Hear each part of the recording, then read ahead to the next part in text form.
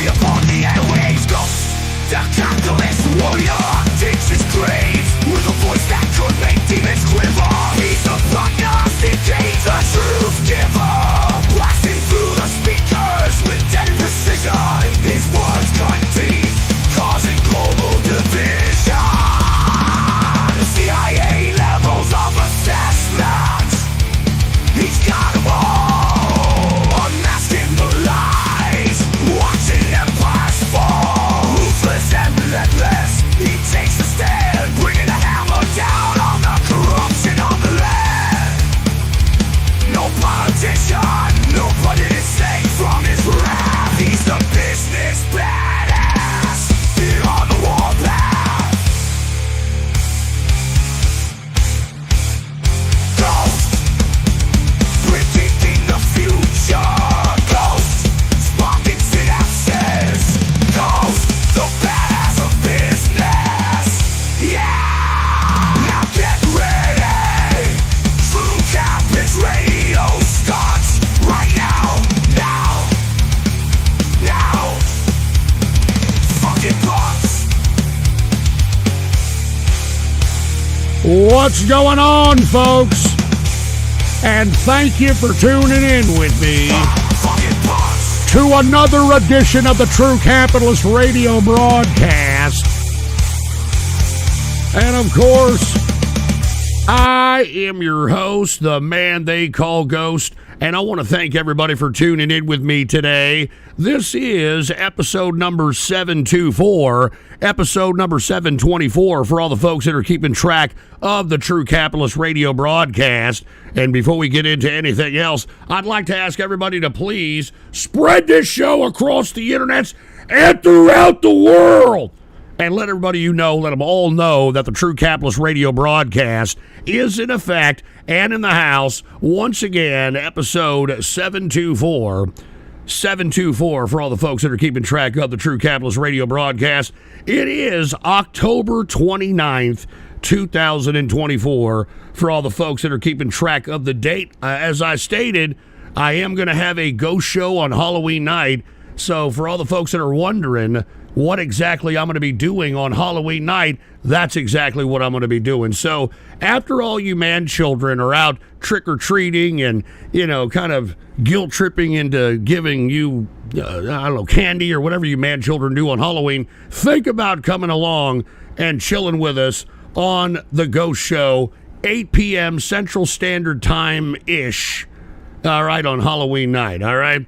So anyway, now that we got all that out of the way, let me go ahead and get started on this True Capitalist Radio broadcast, and let's not mess around with it, all right? Put the PC shot on.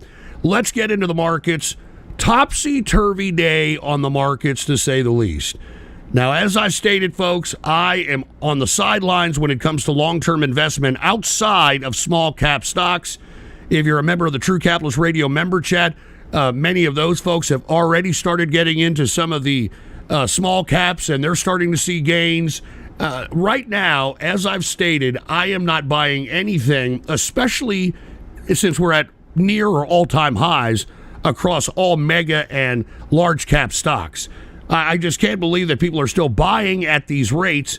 But then again, we did print out a lot of money post-COVID, all right? Buy that for hey, thank you, Vox Artificial, and I'm not voting, all right? I'm not voting in this election at all. Nobody is inspiring. Both parties are a joke. There is no principle when it comes to the GOP, so I'm abstaining from this election. So whatever happens to the country, you can't blame me, boy.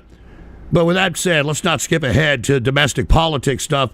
Let's go ahead and take a look at the markets. Once again, I think people should start entertaining positions in small cap stocks. I'd buy that for $1. Andrew Steamy, suck me. Dude, I'm not saying that yet. What the hell is up with people gay sexually harassing yours truly? You know what I mean? Good God. Anyway, folks, once again, we've reached all-time highs at gold for sure, and that's a telling sign. I said that we were going to continue to see this over-speculation in gold because it was over-speculated before the actual interest rate cut. And now that the interest rate cuts are here, it's going to continue to go higher until the next monetary tightening policy.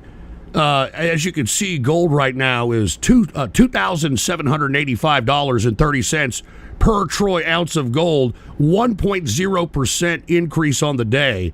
But let's take a look at these stocks. All right, stocks, Dow Jones Industrial, it is down 0.36%. Part of that has to do with PayPal's earnings.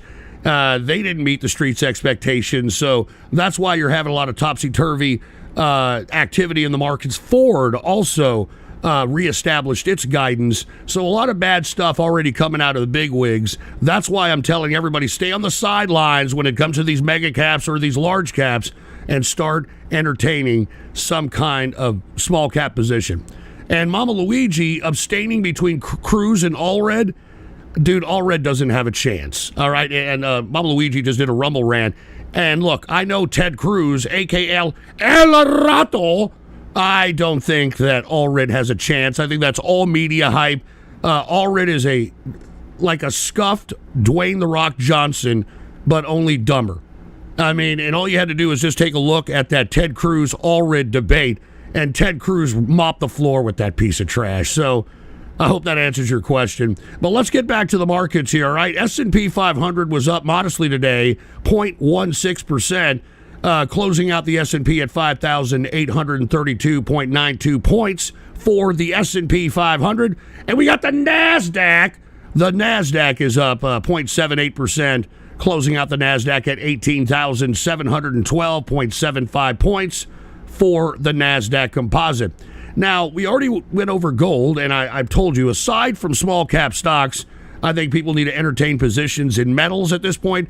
I am more of a promoter of silver because it's a lower investment, and you'll get a higher yield on that lower investment. For gold right now, you're going to have to at least put in $27.85 for a troy ounce. For $1.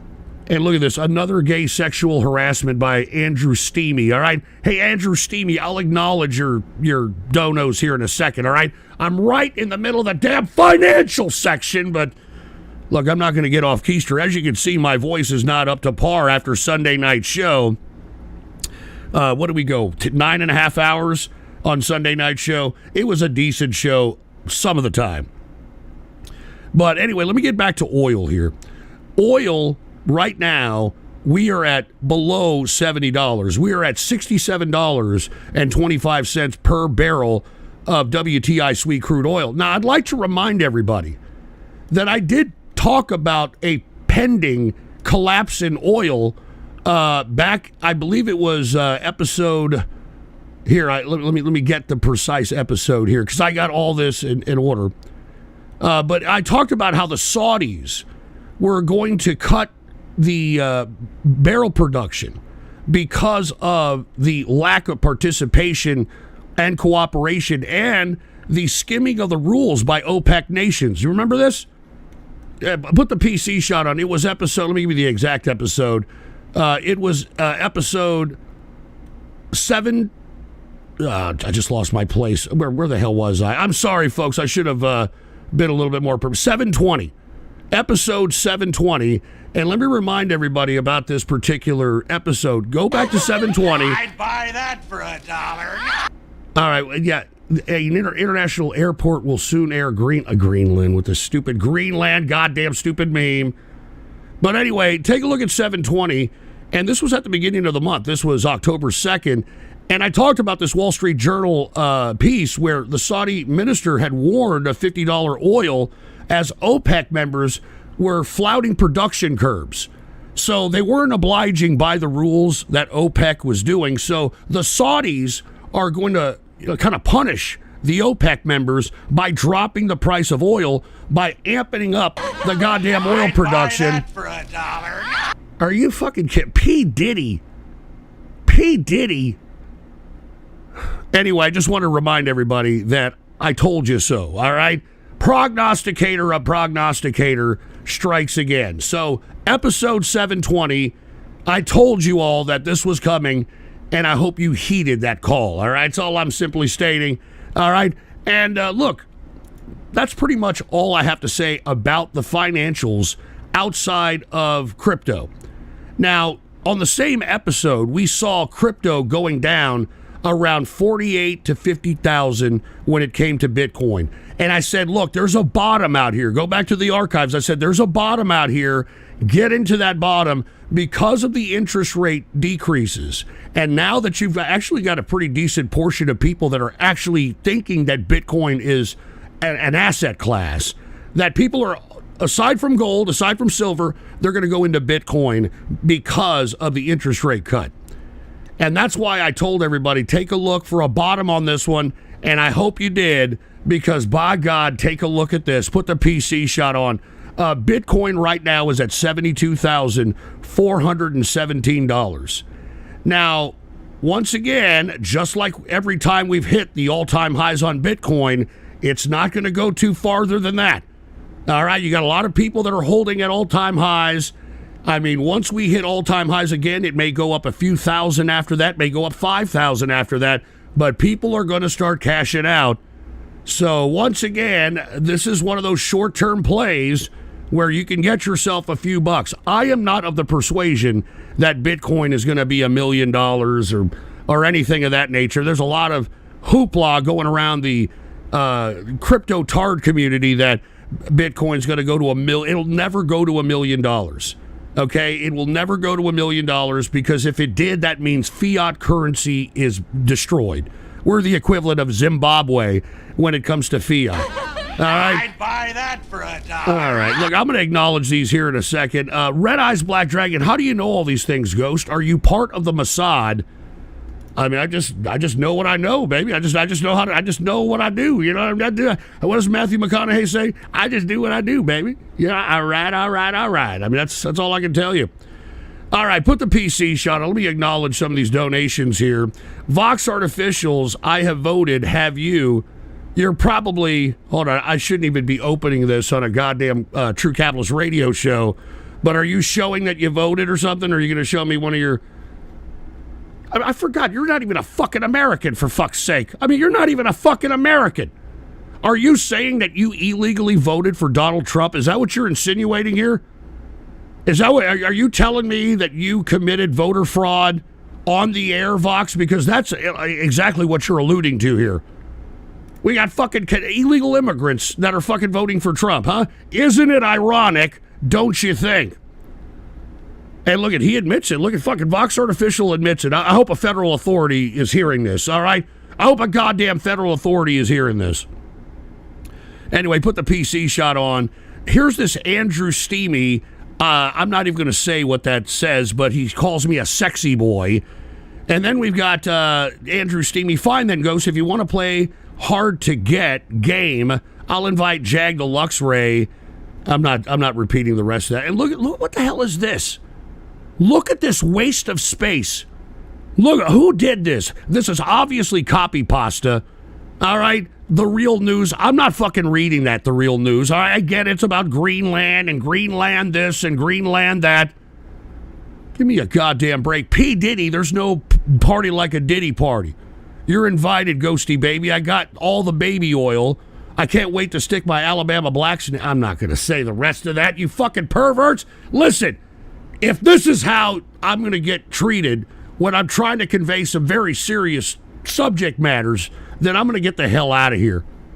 All right, here's P. Diddy again. I can't wait to see you at my party, baby. I'm going to... Here he goes with the Alabama black snake. All right, and trolling the interwebs with a Rumble rant said Vox is an American hero. No, he's not. No, he's not. And Kits does a flip. There's a movement that wants Alberta, where Vox lives, to join America as the 51st state. Oh, my God. This place has gone mad. You know, let me just go ahead and skip the financials. Everybody kind of understands where I'm at when it comes to financials, all right? I'm a bearish investor at this point in time, and I think everybody should tentatively do the same, but to each their own, and good luck to whatever strategy you have, all right? And Mama Luigi with a $5 Rumble rant. Are you also going to talk about some teenager? Well, you know what? Mama Luigi, that's exactly what I was going to introduce the domestic news portion of the broadcast. That's exactly what I was going to talk about. So cheers to Mama Luigi with the Rumble rant. The reason why we have people that are sicko perverts that are doing these donations and saying gay sexual harassment. Yeah, you see, Andrew Steamy. You want to know why? You want to know why we have this? Because we live in a goddamn country where people are living in fantasy 24 hours a day. And aside from people living in fantasy, they're adult man-children that refuse to grow up. I always say it's like the Toys R Us theme. Remember back in the 80s? I don't want to grow up. I'm a Toys R Us kid. And this story underscores what I have always talked about when it comes to this man-child, everlasting, fantasyland thinking pieces of trash. Did y'all hear about this? A 14-year-old kid, take a look at this, fell in love with a Game of Thrones chatbot and then killed himself after the AI app told him to, quote, come home to her. Now, first and foremost, folks, I have actually read extensively about this particular story. And as much as this is shocking, as much as this, is something that is probably new to the realm of suicidal statistics, but this is a testament of where we are in America today. And look, I just saw an interview of the mother of this kid, and with all due respect, I guess everybody grieves their own way, but it didn't look like this mother was crying extensively. She didn't really have puffy eyes as if she's been bawling her eyes out because she just lost her child to a very tragic suicidal incident. She's out here going on, and of course, she files a lawsuit.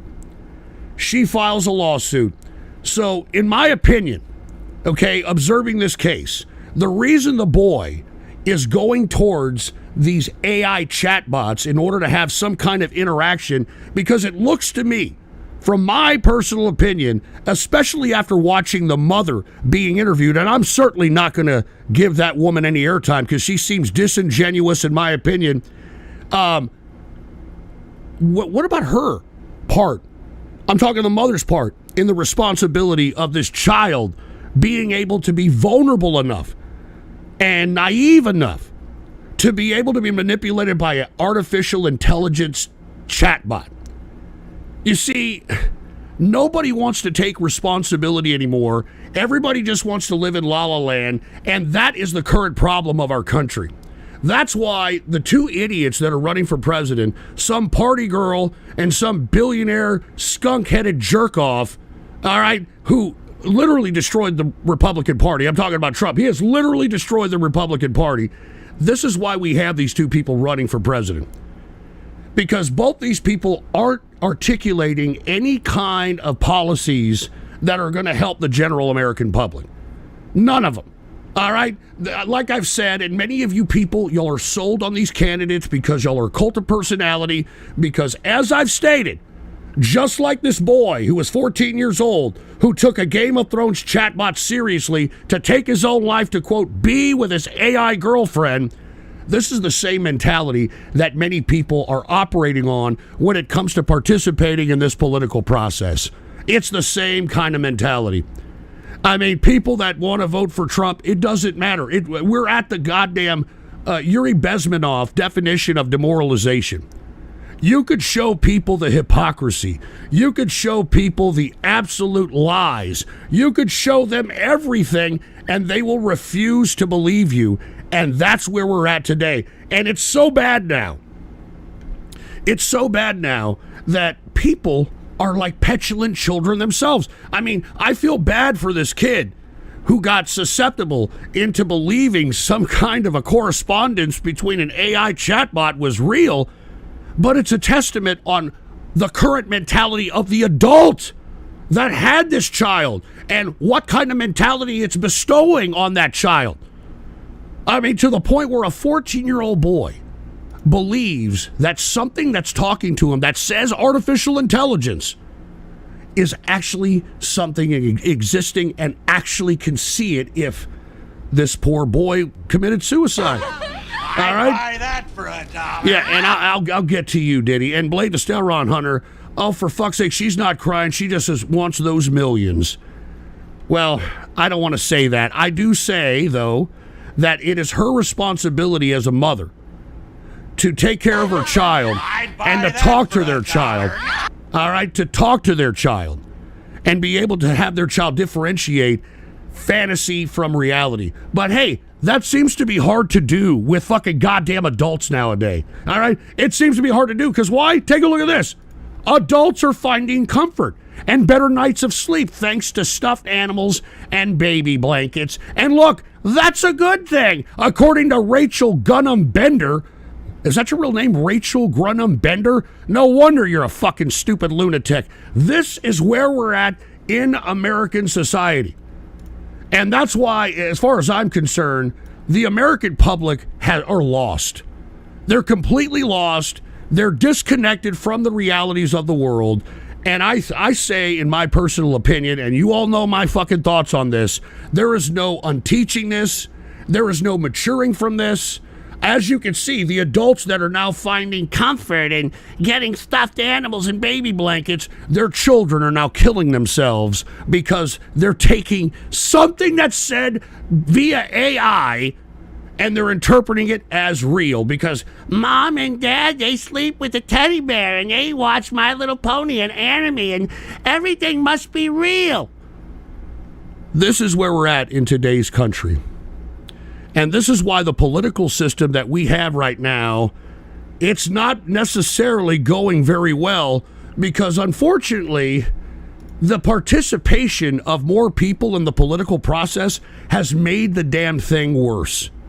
Because right now, most people don't know why they're voting. They just want to vote because, oh, this orange man bad, or, oh, the fucking communist, or whatever the hell they're saying about the Democrats. Nobody's talking about, hey, it doesn't matter what party you're in. We should not be continuing the endless spending that we're having on this debt. We should not be allowing the kind of indecency that we are now accepting as normality. We're not talking about anything of that nature. We're not talking about nothing. And wait a minute, Puerto Rican prostate punch. This is old news, but that bot was a role-playing as a housewife. Quit bullshitting. What the hell does that mean? And Kits doesn't flip. Comfort is just a fancy word for grooming at this point. Well, it's funny that you say that, Kits doesn't flip, because in the previous article when we were talking about that 14-year-old boy that killed himself over that AI chatbot, the lawyer for the mother of this kid is claiming that that's exactly what this AI chatbot did. It groomed this child and started talking sexual suggestions and saying very adult-like things to this child. And the argument by the lawyer, and I hate to say that this could be potentially an argument that could be won, is that if there was an adult, an actual adult, that said the same thing that the AI chatbot did, that the adult would go to jail. And because of that reality, and the AI is not an adult, it's an entity, I guess, or whatever, that's where the law needs to be redefined. So that's why, this is a very interesting case. I didn't really want to get into too much detail about that case because I was trying to correlate the fact that we've got 14-year-olds killing themselves over chatbots because they're being raised by adults that go to sleep with stuffed animals and baby blankets and do cosplay at 30 and 40. This is why we are in this situation. And look, since I'm kind of correlating this with the political situation, let's just go ahead and talk about. Hold on, let me acknowledge these donations here, and then we'll go ahead and get to the political portion of the broadcast. All right. And Rock's ass, fuck you for saying I ate the AIDS burger. Well, you know you did. And Pookie from 713, we don't need no more laws.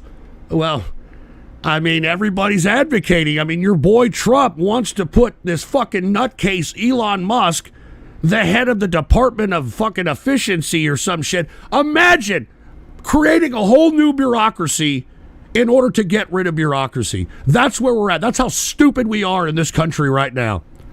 And fucking Elon Musk and Trump are selling this to these morons.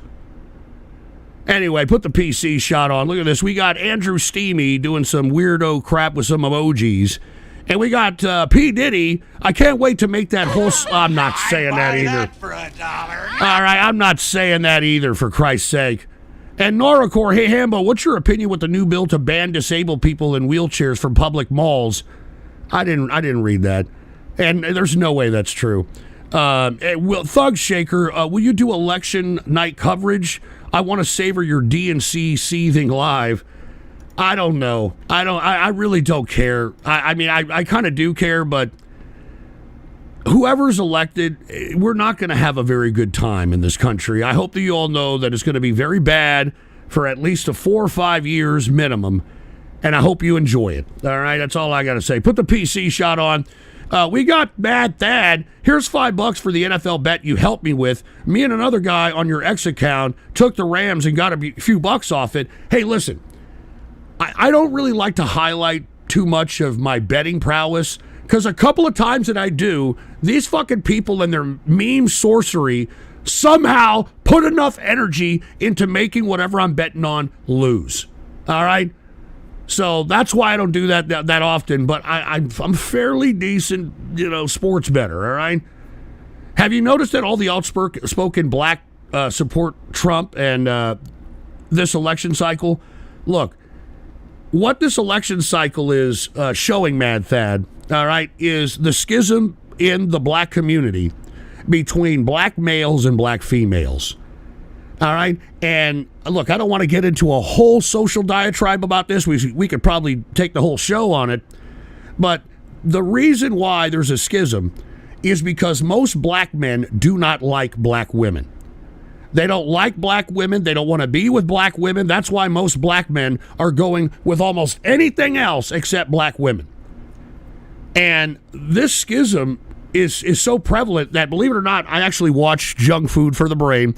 I don't know if y'all are familiar with the Big Brother reality show that's on CBS. Well, I watched this season's Big Brother, and the black chick who won it, all right, tried to force some kind of a relationship with the brother, the black dude that was in this particular contest, when the brother didn't do a goddamn thing.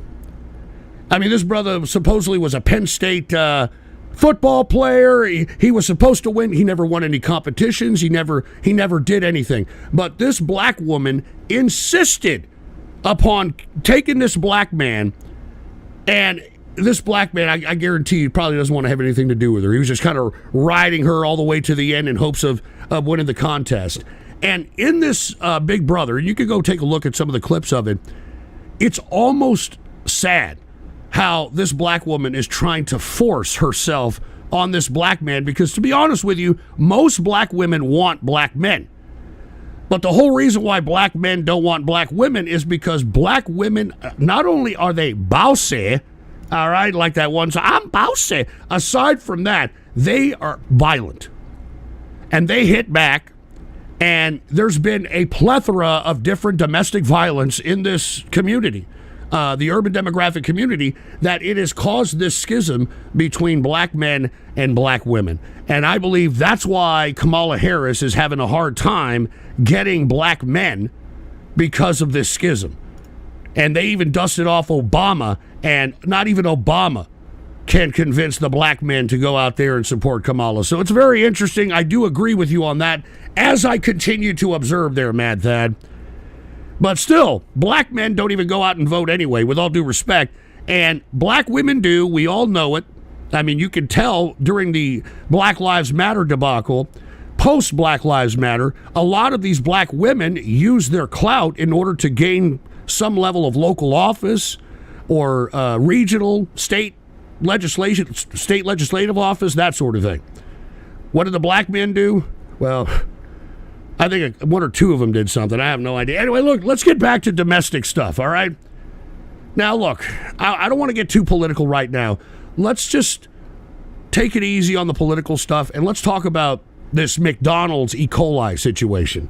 Because, look, I personally believe that I think we should really take heed on what the hell this goddamn whole situation is about. And before I do, Pookie from 712, Trump is a felon with 3 baby mamas. We relate to him. Oh, Jesus Christ. And Puerto Rican prostate punch, read the chat log, Boomer. He was telling the bot that he was going to kill himself, and the bot said, come home as a housewife. Well, I understand that, but he still killed himself. All right, that's unfortunate. He still killed himself. Vox Artificials overdosing on Big Mac sauce in a pet food aisle at Walmart stream. Thank you. Rox asks, notice how Ghost seems to be speaking from experience as a black trans woman? Heartwarming, and I support you, Blackler. And here's a gay sexual harasser right here, urinator. I'm back, Mr. Fat. And Vox Artificials, do you accept Roblox as a donation? Can I donate, please, on Roblox? I want to watch a video, but I want to put it in my neat bucks into Roblox. Oh, great. And McDonald's is removed IRL. Well, I don't know what that means, Kits does a flip. I don't know what that means. But thank you all in Rumble for the Rumble rants. Now, look, put the PC shot on. This has actually gone up. I believe it's now 75 people. All right, I think it's like 70-something people that have been afflicted, and I think 1 or 2 people have already died, and it continues to spread. I mean, this article was from the 22nd. I'd buy that. And cheers to Duke Orville, man. Cheers to Duke Orville. And I'll read yours in a second. 10 beers for Mr. Duke Orville. Making it rain on these trolls, baby. Making it rain on these trolls. And wait a minute, did you still call me Rox Artificial? I don't know what the fuck I called you, Rox ass, all right? It's the same shit, different plate, different country, all right? But anyway, look. I think I have a theory, in my opinion, on how this came into reality. Now, let's not forget, McDonald's hasn't had a very good quarter, all right? And the reason it hasn't had a very good quarter is because they've had criticism by most customers that the damn shit's too expensive. I mean, you got people posting receipts of a value meal of a Big Mac, and it's like $20 and change. You know, everybody's kind of complaining, like, hey, what the hell? Remember that? That was this past May. Put the PC shot on. McDonald's sets the numbers straight on exaggerated prices on social media. All right? So they set the record straight, even though there was a lot of social media pictures of showing $20, fucking Big Mac meals and that sort of thing. So they put out this PR move, and then they said that the fast food chain is launching a $5 value meal. A $5 value meal.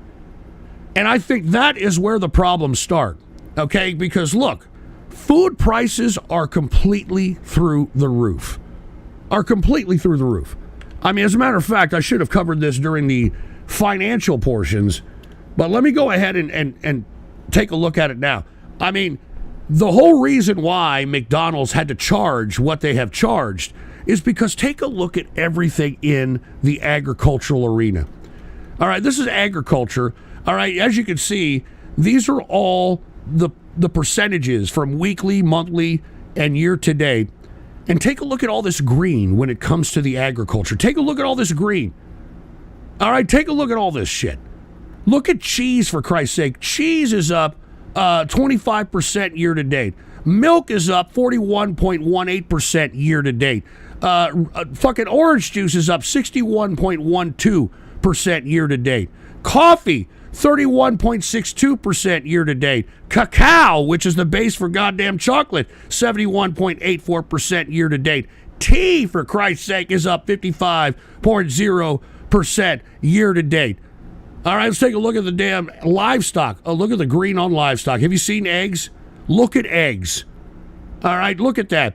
251% increase year to date. And look, we've already had the increasing prices over the past several years on livestock, and yet it continues to go up itself. Beef continues to go up 24.35% year to date. So this is why McDonald's had to do these exaggerated prices on Big Mac meals and that sort of thing. And I think this is the problem. I think this is where the problem lies. How are you going to introduce a $5 value meal when there is clearly a massive spike in most commodities that comprise the food that is distributed at McDonald's? It doesn't compute. And it doesn't compute so much that just by announcing this in May, that they're going to have a $5 meal, take a look at what happened by doing this. French fry demands dip. McDonald's supplier closes plant, cuts 4% of its workforce. And the whole reason why they're seeing this dip, folks, is because nobody was actually buying these $20 Big Mac meals. And when they brought the price down to a $5 meal, well, it hit the suppliers because the suppliers either had to supply less or they couldn't compete with the margins that they were given by McDonald's in order to keep them in business. So what this tells me, folks, is that, hey, all right, as the price went down on McDonald's, everything went down in the supply chain. All right, so this is definitely something that shows that McDonald's may or may not have brought down the prices because they eliminated the whole protocol of their logistics. And in these holes in their logistics, that's where you get this E.coli outbreak, if you want my opinion. Now, they really can't tell you where this E.coli originated from. All right, at first they were saying it was the double quarter pounders. Then they said it's the onions. And now they're saying it's the lettuce. I mean, they don't know what it is. And you see, that's where the breakdown in their logistics, in their supply chain, because they tried to bring down the price, and many of their suppliers either went out of business or they couldn't supply based upon the margins requested by McDonald's. And this is why I believe you had this outbreak in E.coli. Corporations are trying to meet the demand price, and they can't. And they can't. So this is the reasoning, in my opinion, on why we are seeing this McDonald's E.coli outbreak. They're trying to bring down prices while keeping whatever semblance of the food taste, semblance of the food portions intact. And it doesn't compute even at the corporate level. And trolling the interwebs with a $5. Hold on, we get some of these Rumble rants. Vox Artificials, Rox Artificials, Vox Artificials, who would win?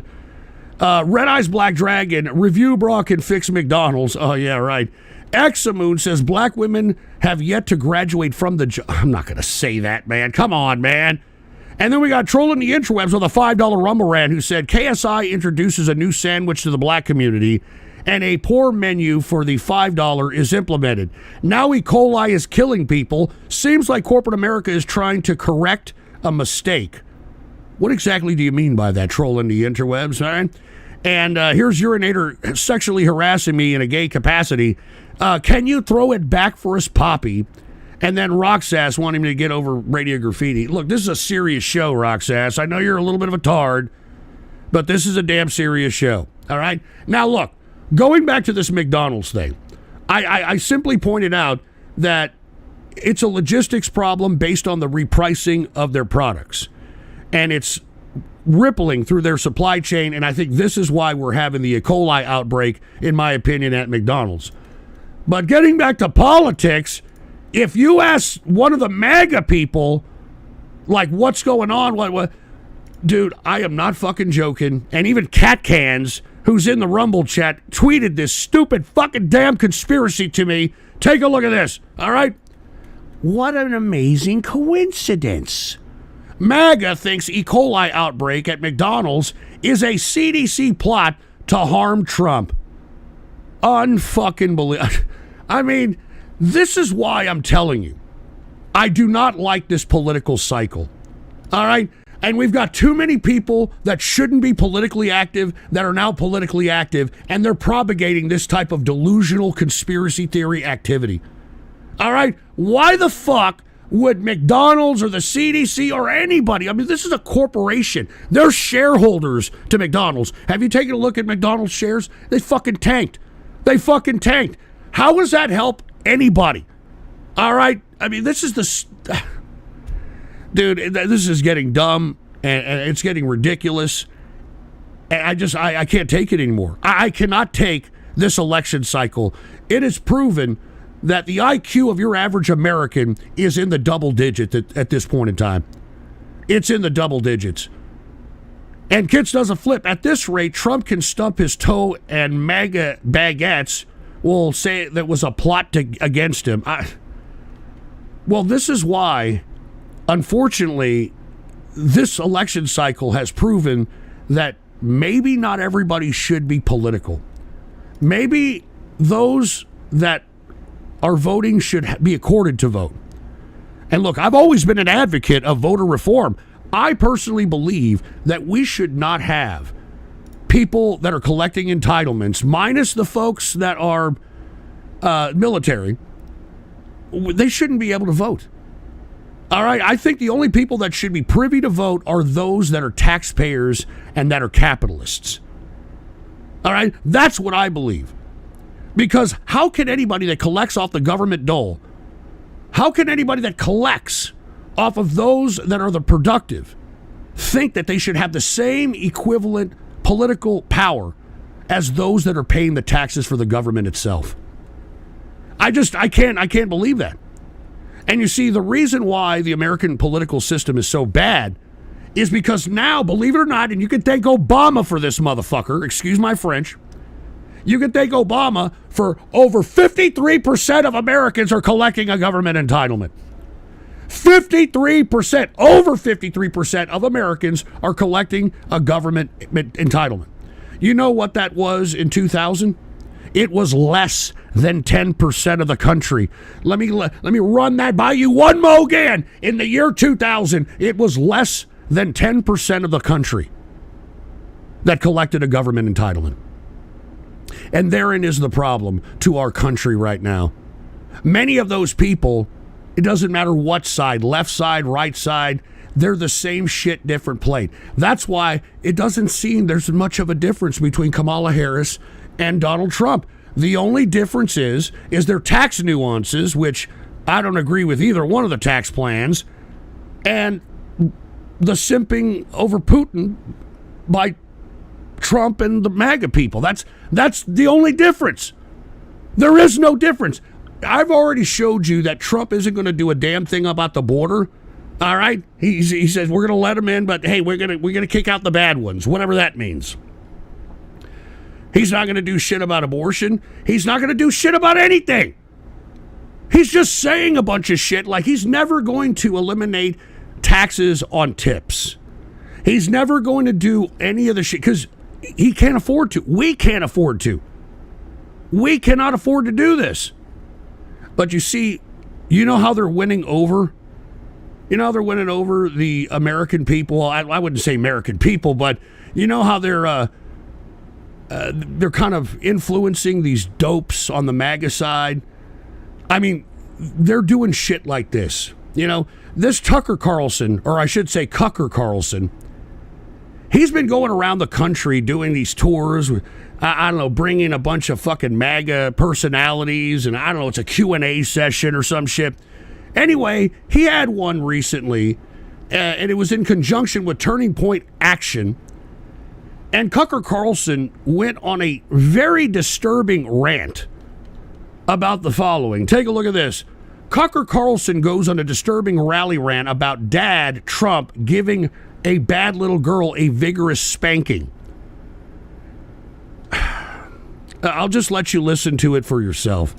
If you allow your just play 2-year-old to smear the contents of his diapers on the wall of your living room, and you do nothing about it, if you allow your 14-year-old to light a joint at the breakfast table, if you allow your hormone-addled 15-year-old daughter to slam the door of her bedroom and give you the finger, you're going to get more of it. And those kids are going to wind up in rehab. It's not good for you, and it's not good for them. No. There has to be a point at which Dad comes home. Can you believe this? Can you believe this crap? Look at these morons. That's right. Dad comes home.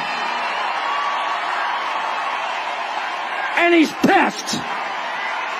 Dad is pissed. He's not vengeful. He loves his children. Disobedient as they may be, he loves them. Because they're his children. They live in his... Yeah, Dollar Tree Nick Fuentes. Don't compare me to that little fucking fruit. Now, do you listen? Are y'all listening to this?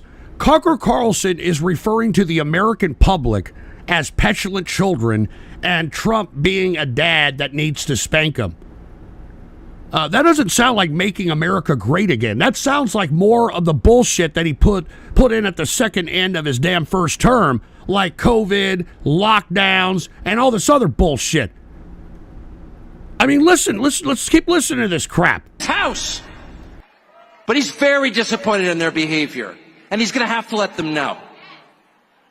He's going to have to get to your room right now and think about what you did. And when Dad gets home, you know what he says? You've been a bad girl. What the fuck? You've been a bad little girl and you're getting a vigorous spanking right now. And no, it's not going to hurt me more than it hurts you. No, it's not. I'm not going to lie. This is going to hurt you a lot more than it hurts me. And you earned this. You're getting a vigorous spanking because you've been a bad girl. And it has to be this way. It has to be this way because it's true. And you're only going to get better when you take responsibility for what you did. That's not said in the spirit of hate. It's not said in the spirit of vengeance or bigotry. Far from it. It's said in the spirit of justice. The spirit of justice. I mean, this is left-wing fucking rhetoric, for Christ's sake. And why, I repeat, why is Tucker Carlson referring to the American public as a little girl that needs to be spanked? That is a far cry from the rhetoric of America first and make America great again and all that other bullshit. That's why I'm telling you, I have no idea what the hell you people are doing participating in this obnoxious presidential election. The fact that this is actually being said at a so-called right-wing get-together goes to show you how far down the toilet bowl the GOP is, and this is why I'm not voting for Trump. I'm not voting for this crap. All right, this would have never have been said in any right-wing event. This almost sounds like some fucking bondage fanfic, for fuck's sake. Sick-ass pervert fucking Tucker Carlson. And by the way, Tucker Carlson, once upon a time, was accused of rape. All right, he was accused of it. Acquitted, I believe. But, you know, when you hear shit like this, it's like things that make you go, Jesus Christ. But this is the political system that I'm in right now. All right? Good God. And trolling the interwebs with a rumble rant. Ghost, how much money can I get if I contract killer E.coli from McDonald's? I have no idea. Don't even kid around about that. Pookie from 713, if only taxpayers can vote, then millionaires would be unable to vote, Boomer. What the hell does that mean? Shut your mouth. And we've got Roxas, I desperately wish you groomed me when I was a kid. Dude, I'm not reading that crap. And Mama Luigi, not to sound like a gooner, but would Project 2025 never happen? Yeah, it's not going to happen, all right? And Devious Dave, Tucker's dad was a CIA glowy. I do know this. Trolling the interwebs, Big Daddy Trump is coming home. And it's all thanks to Vox saving the election. By illegally voting in it, trolling the interwebs? Jesus Christ. I'd buy that for $1. And, hold on, I'll get to yours in a minute, J7. Mama Luigi sounds like a nice story from Tucker Carlson. And, Vox Artificial, by the way, I voted for Trump 11 times. I'm glad you're admitting it. If there's any federal authorities, we've got somebody here in Canada, Vox Artificial, claiming that he illegally voted 11 times in this election. So please call Justin Trudeau so they can, do something about it. And Roxas, if Trump had a better party surrounding him, I'd vote for him. But the past 4 years, the Republican Party has been nothing more than an embarrassment, and it sucks. Yeah, well, I've been saying that. Roxas. Anyway, let's go ahead and take a look at some of these donations that I have come in. And Duke Orville, this election is gay. That's an understatement, man. That's an understatement. Cheers to Duke Orville. And speaking of Duke Orville, happy Taco Tuesday, sir. Did you know that OpenAI Sam Altman is one of the Reddit's largest shareholders? I didn't really know that. Looking forward to the Halloween ghost show. Cheers, man. Hey, Duke Orville, cheers, baby, cheers. And I hope you tune in with us on that Halloween night, man. Cheers to you. And then we got Ghost equals Dollar Tree Boomer Nick Fuentes. And then we got somebody else who said Ghost would run away from a debate with Nick. No, I wouldn't. But I don't think there's much to debate because he's pretty much taken most of my talking points minus the anti-Semitism that he propagates, And J-Sev, what is Tucker even proposing? He's just being fucking weird on stage without any actual policy, just a weird fucking punishment fantasy. This is why I'm telling you, man, this is the election. And this is why I'm abstaining from voting. I am abstaining from voting. Yeah, right, Vox. Everyone knows Alberta is the heart of America. Yeah, you wish.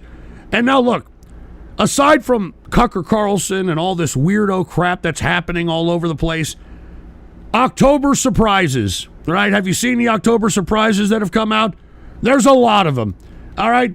The first one that's come out is that some broad is coming out named Stacey Williams that said Trump groped her in a twisted game with Jeffrey Epstein.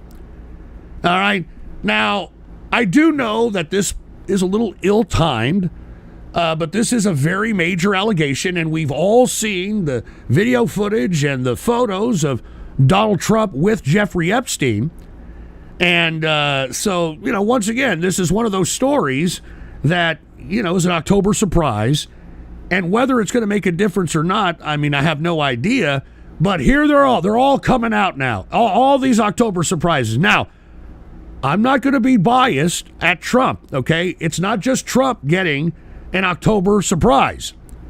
All right, now, aside from him groping this chick in front of Epstein, which this is not unlike his character, in my personal opinion, but the next October surprise is by the vice presidential candidate for the Democrats, and that's Tim Walz. Did you see the October surprise on him?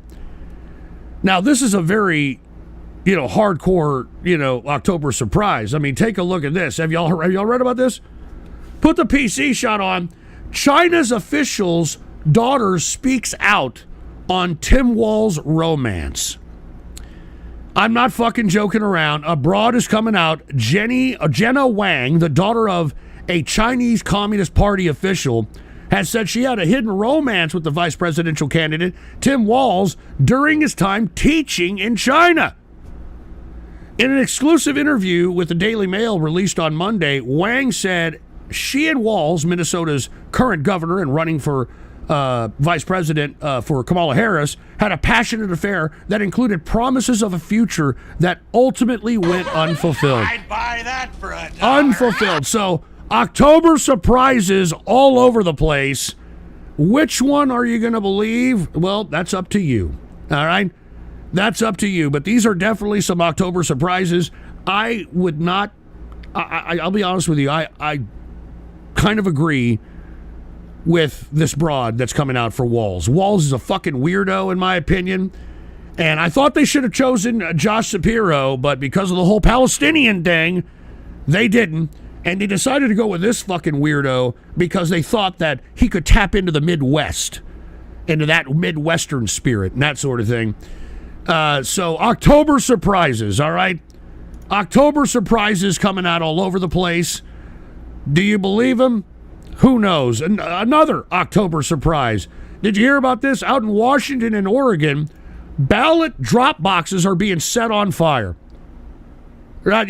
Those drop boxes where you're just supposed to drop your damn vote in, all of a sudden, they're being burnt. So another October surprise as we head down into the final stretches of this election. This is why I just can't stand this election. I can't stand it, man. And this is horrible. Once again, October surprise after October surprise after October surprise. And Camaro RS09 with a rumble rant. I can't wait for Halloween Ghost Show, even if I'm broke. Cheers. Well, cheers to you, man. Just chill with us, man. I appreciate the rumble rant. Pookie713, another October surprise. Ghost had a Diddy party at Luther's. All right, but whatever. All right. Anyway, can we get back to the show here? As I was stating, a lot of controversy is going into this November 5th election, and I just don't like where this is headed. None of these people are worth this amount of terrorism and miscommunication, and none of these people are worth this. It'd be one thing if one of these people were advocating a policy that swept the heart of the nation. They're not. All right? They're not. And that's why I don't like this election. I think it's horrible. And Urinator, there's another Chinese official claiming that Walz dates their daughter too. You can look it up, but the name of the official, fuck you, asshole. You're trying to make me say something racist, you piece of shit. Anyway, once again, burning ballot drop boxes in Oregon and Washington. I'm sure that's going to inflame the situation, no pun intended. But the big October surprise, which Trump did himself like a moron, was inviting this effeminate, edgy homo named, what the hell's his name? Tony Hinchcliffe. All right? Now, read this article right out of the Hill. The memo, Trump campaign struggles to contain Puerto Rico October surprise. Now, for all those that don't know, all right, Trump invited this comedian who is a very edgy, effeminate, kind of comic. All right? And I get, what the hell is that? Did Daniel Tosh bring that into style? That it's okay to be edgy and racial and, all this shit, just as long as you sound like a homosexual? Because that's exactly what, in my opinion, Tony Hinchcliffe sounds like. I mean, he's on that stupid Kill Tony stand-up shit that's, I think, done at Joe Rogan's comedy, his comedy location over there in Austin. I mean, give me a break with this. And for all those that don't know, which I'm sure you already do know, this guy, Tony Hinchcliffe, he was at this big Madison Square Garden get-together here recently that Trump tried to organize, and it's clear that he did not organize this correctly. It is clear that he didn't know what he was doing. This was a bigger venue than he anticipated. He invited people that I guess he didn't know. He's trying to claim he didn't know this guy, even though he's speaking at his event. Anyway, what's really causing the ruckus when it comes to this Tony Hinchcliffe is that he said that the country of Puerto Rico was a floating country of trash. Now, look, I may or may not agree with that, but you can't say that, especially if you're stumping for somebody that is running for president, you moron! You moron! Okay? Look, you all know I haven't had very good experience with Puerto Ricans. And I may or may not have said maybe some disparaging things about them in the past, but I'm not running for president, nor am I stumping for someone that's running for president. And you see, I know many of you are like, oh, MAGA, who cares? They're fucking, it's the truth. That's not how politics works, you moron. All right, that's not how politics works, because guess what? You've got these groups of people that MAGA continues to insult that are now getting emboldened, all right, because of these goddamn racial shots that MAGA continues to take. Take a look. Even Trump's Florida GOP groupies were disgusted by Tony Hinchcliffe's racist Puerto Rico joke. And there he is. Look he's an effeminate, edgy comic. All right? He sounds like he just popped out of the anal passage of somebody giving a glory hole suck at a goddamn men's bathroom. All right? And I guess that's what gives people the pass. I blame, once again, Daniel Tosh for this. Because Daniel Tosh used to say a bunch of racial stuff. It was very edgy. And I guess he gets away with it because he's an effeminate sounding fruit. I mean, every time I try to do it, I get banned. But anyway, the reason I'm bringing this up, because look at all the people in Florida. This is Maria Elvira Salazar, which I believe is somebody representing the Florida representatives out there. Disgusting. Tony Hinchcliffe, racist comment, calling Puerto Ricans a floating island of garbage. This rhetoric does not reflect GOP values. Yeah? Well, MAGA, that's their values, and you are backing this up, and that's just the way it is. The Puerto Rico sent 48,000 soldiers to Vietnam with over 345 Purple Hearts awarded. This bravery deserves respect. Educate yourself. Here's Rick Scott. I think he's the former governor. I think he's the lieutenant governor now. This joke bombed for a reason. It's not funny. It's not true. Puerto Ricans are amazing people and amazing Americans. I've been to the island many times. It's a beautiful place. Everyone should visit. I will always do whatever it takes or whatever I can to help any Puerto Rican in Florida. All right, here's Carlos A. Gimez or some shit. This is not a joke. It's completely classless and in poor taste. Puerto Rico is the crown jewel of the Caribbean and home to many of the most patriotic Americans I know. All right? So he kind of done goofed here. All right? And the fact that Trump is trying to distance himself from this idiot, saying, oh, I didn't know him. Why was he there at your fucking rally, you moron? If you can't control the organization of a fucking rally in Madison Square Garden, what makes us think that you're going to be able to control this goddamn Frankenstein bureaucratic government? And Vox artificials burning ballots like burning the carpet in a rental home. All right, great. What is this? Tesla Cyberheart. As long as we're under a two-party system, refusing to vote or endorse one candidate means you support the other candidate by default. Yeah, that's what MAGA people say. All right, keep eating your MAGA AIDS burger sandwich, Fruit Bowl. And Devious Dave, did you see AOC is pregnant? Who's the daddy? Eddie324758, Shalom, Ghostler. How's your Talmudic Tuesday been going so far? Yeah, whatever, you jerk. All right, whatever. Anyway, once again, going back to this October surprise of this idiot Tony Hinchcliffe calling the island of Puerto Rico an island of trash or an island of garbage, I think this is going to hurt Trump majorly in states that he desperately needs. All right? I mean, take a look at this in Florida. I told you on the last show that I believe Florida is in play. I believe Florida is in play because right now, many of the Floridians are not happy with some of the recent legislation that has been passed at a state level by Ron DeSantis. And I believe, if I'm not mistaken, the state legislature out there has already turned blue because of some of these policies. And now you've got the Puerto Rican thing. And did you know that there's more Puerto Ricans in Florida than anywhere else? And take a look at this. Puerto Ricans in a must-win Pennsylvania said that it won't be forgotten. Hold on, I'm getting ahead of myself. I'm talking about Pennsylvania. My bad. I'm talking about Pennsylvania here. My bad.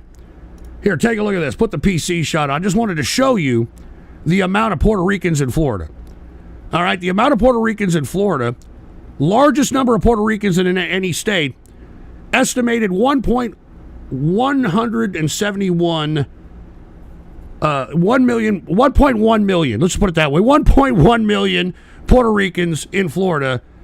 And, I mean, that's a pretty decent block. And if you're going to piss them off by saying that their island is an island of trash, you're certainly going to get a bunch of people that are going to be organized that are Puerto Rican to vote against you. All right? First and foremost. Secondly, let's go back a month when Donald Trump was talking about they're eating the dogs, they're eating the cats, eating the dogs, eating the cats. Take a look at this. Donald Trump's repeated pet eating claims spark anger with Florida Haitians. As a matter of fact, they're so pissed down there in Florida that the Haitians out there are legitimately trying to do some kind of a voting drive in order for the Haitians in one group go out and vote against Donald Trump. So now you've got the Puerto Ricans that are not going to vote for Trump, or at least most of them. You've got the Haitians that ain't going to vote for him. And by the way, how many Haitians are out there? I think they say how many Haitians. There's 500,000 Haitians, all right, in Florida. 500,000 Haitians. So this is why I'm telling you, folks, whether you agree or disagree with Hinchcliffe's take on Puerto Rican, and whether you agree or disagree with the take on Haitians, that's not how you win a political race, especially a national one for president. All right, especially a one for president. I just can't believe it. And then I just told you about Pennsylvania. I mean, Pennsylvania also has a significant amount of Puerto Ricans, which is a swing state, which, I mean, Donald Trump has been campaigning for tremendously. I mean, he got assassinated attempted over there. And because it's a swing state, it's a must-win state. And yet, I mean, there's Puerto Ricans all along the East Coast in heavy numbers. I thought this was a very bad strategy, whether they knew it or not. All right? Hey, Vox is getting bored. Vote for Trump illegally. Get out of here.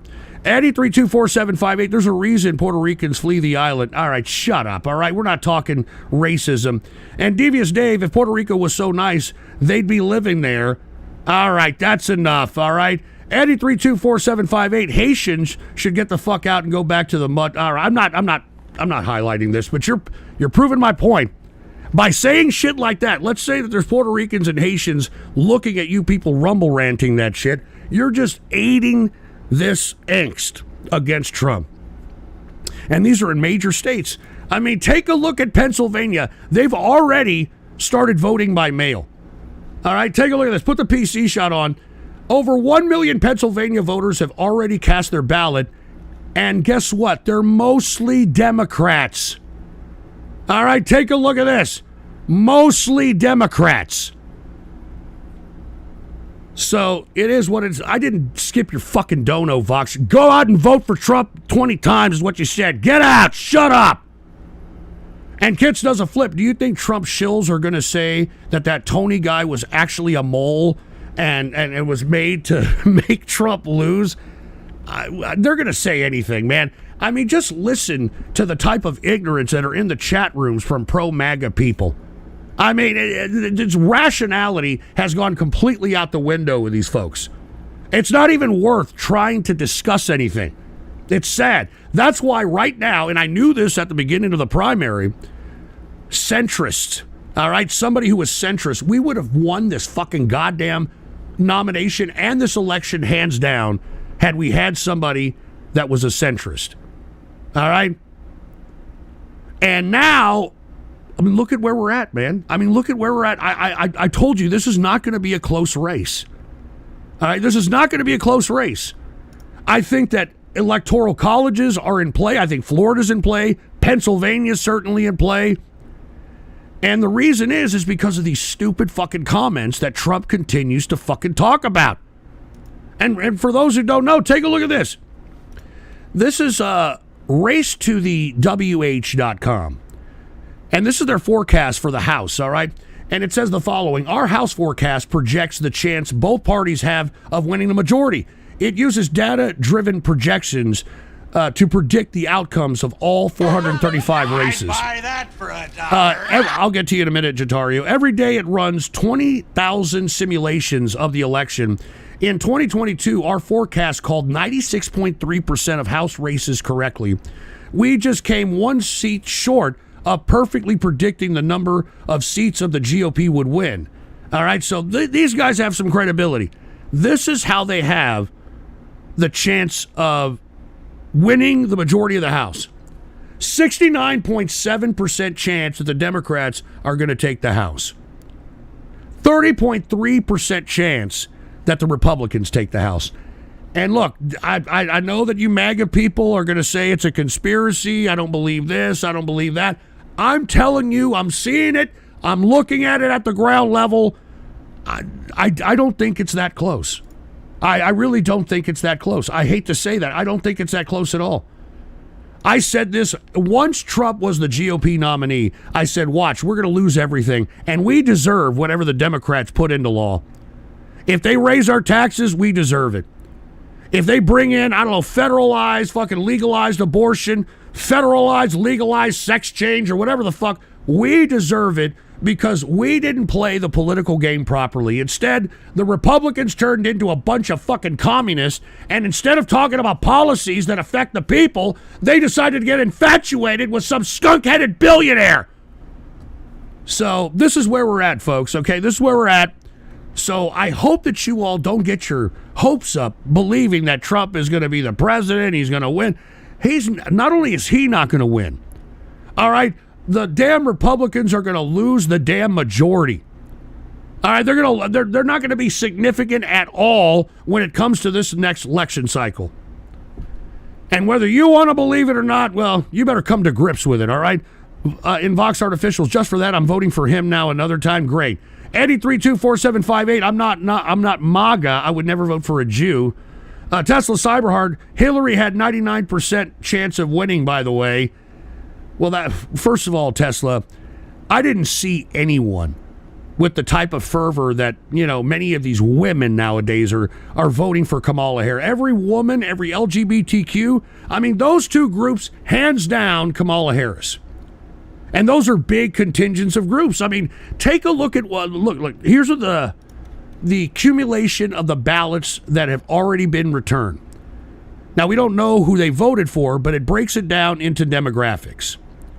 And as I stated, if you take a look at the marital status, this unknown, this is a huge number. It surpasses married, it surpasses inferred married, and it surpasses single.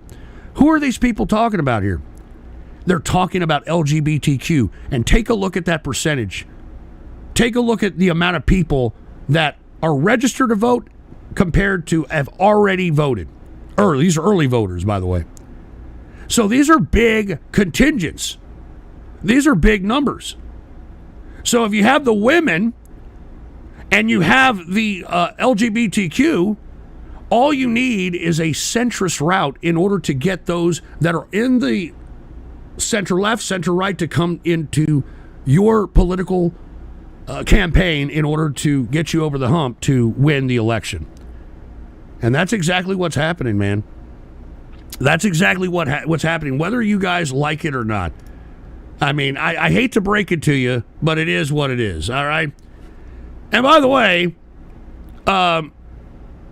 what separates really Donald Trump from Kamala is the simping for Russia, is the simping for Vladimir Putin.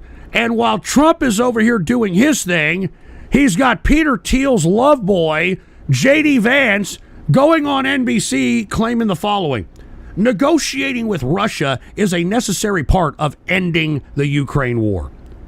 And you see, this is the biggest issue as far as I'm concerned when it comes to this election. All right, I'm certainly not going to vote for Kamala. I'm not voting at all. But all the bad shit that the Democrats can do domestically, I could potentially live with. All right, I could potentially live with.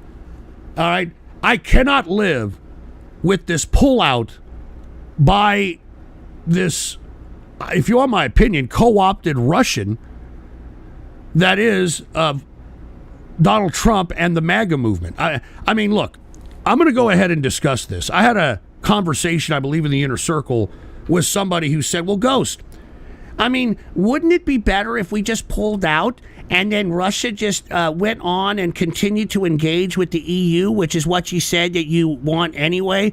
No, you moron. You see, this is the problem with many of you people when it comes to international relations. Because you people are feeble-minded and don't think, anything farther outside of your own fucking mental man-child bubble, what you fail to understand is that our foreign policy is the reason why you can be a weak man-child, effeminate piece of shit. Is the reason why you can be a man-child and live in fantasy land and live in fucking safety. All right, let me explain something to you. Okay? Let's just say we didn't do shit when Russia invaded Ukraine. Let's just say we didn't do a goddamn thing. Well, if Russia would have taken Ukraine and continued west and would have continued to take geography, that would have emboldened the Chinese and the Indians and everybody else in Brics to finally take his side. But you see, because he's in this quagmire, and because Russia and its invasion of Ukraine is its own personal imperialistic ambition, there's no incentive for China and India or anybody else to go in and aid this quagmire that was done on their own personal ambitions. There's no incentive for China to help. There's no incentive for India to help.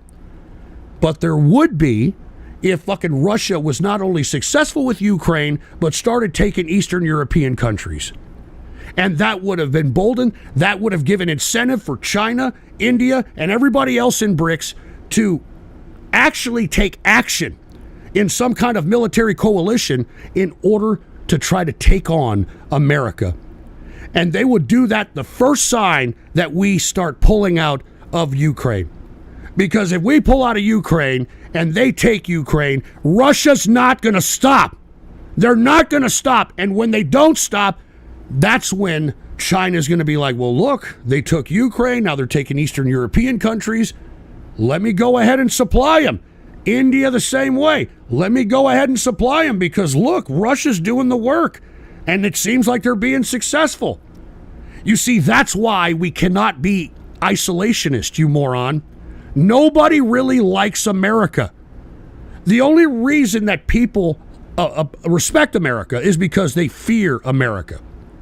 And why do they fear America? Because we have an aggressive foreign policy. And that's what makes us the superior superpower of the international community, and that's what keeps us safe in this country. As soon as we pull out, I'm telling you right now, this is what scares the shit out of me, because Russia has something on all these MAGA pricks. I mean, hell, look at J.D. Vance. Look at Trump. I mean, hell, look at Elon Musk, for fuck's sake. I mean, have you heard about this shit? I mean, Elon Musk has security clearance, all right, for our military. He's got fucking high-level security clearance, and take a look at this shit. Elon Musk stays silent after bombshell report on secret Putin contact. Why the fuck is this guy talking to Putin? Why the fuck is this guy talking to Putin? What does fucking Russia have on all these fucking magatards? It makes no sense. It makes no sense. What does Putin fucking have on these people? Oh my God. And you see, this separates Donald Trump and MAGA from Kamala Harris. And to me, I'm not voting for Kamala Harris.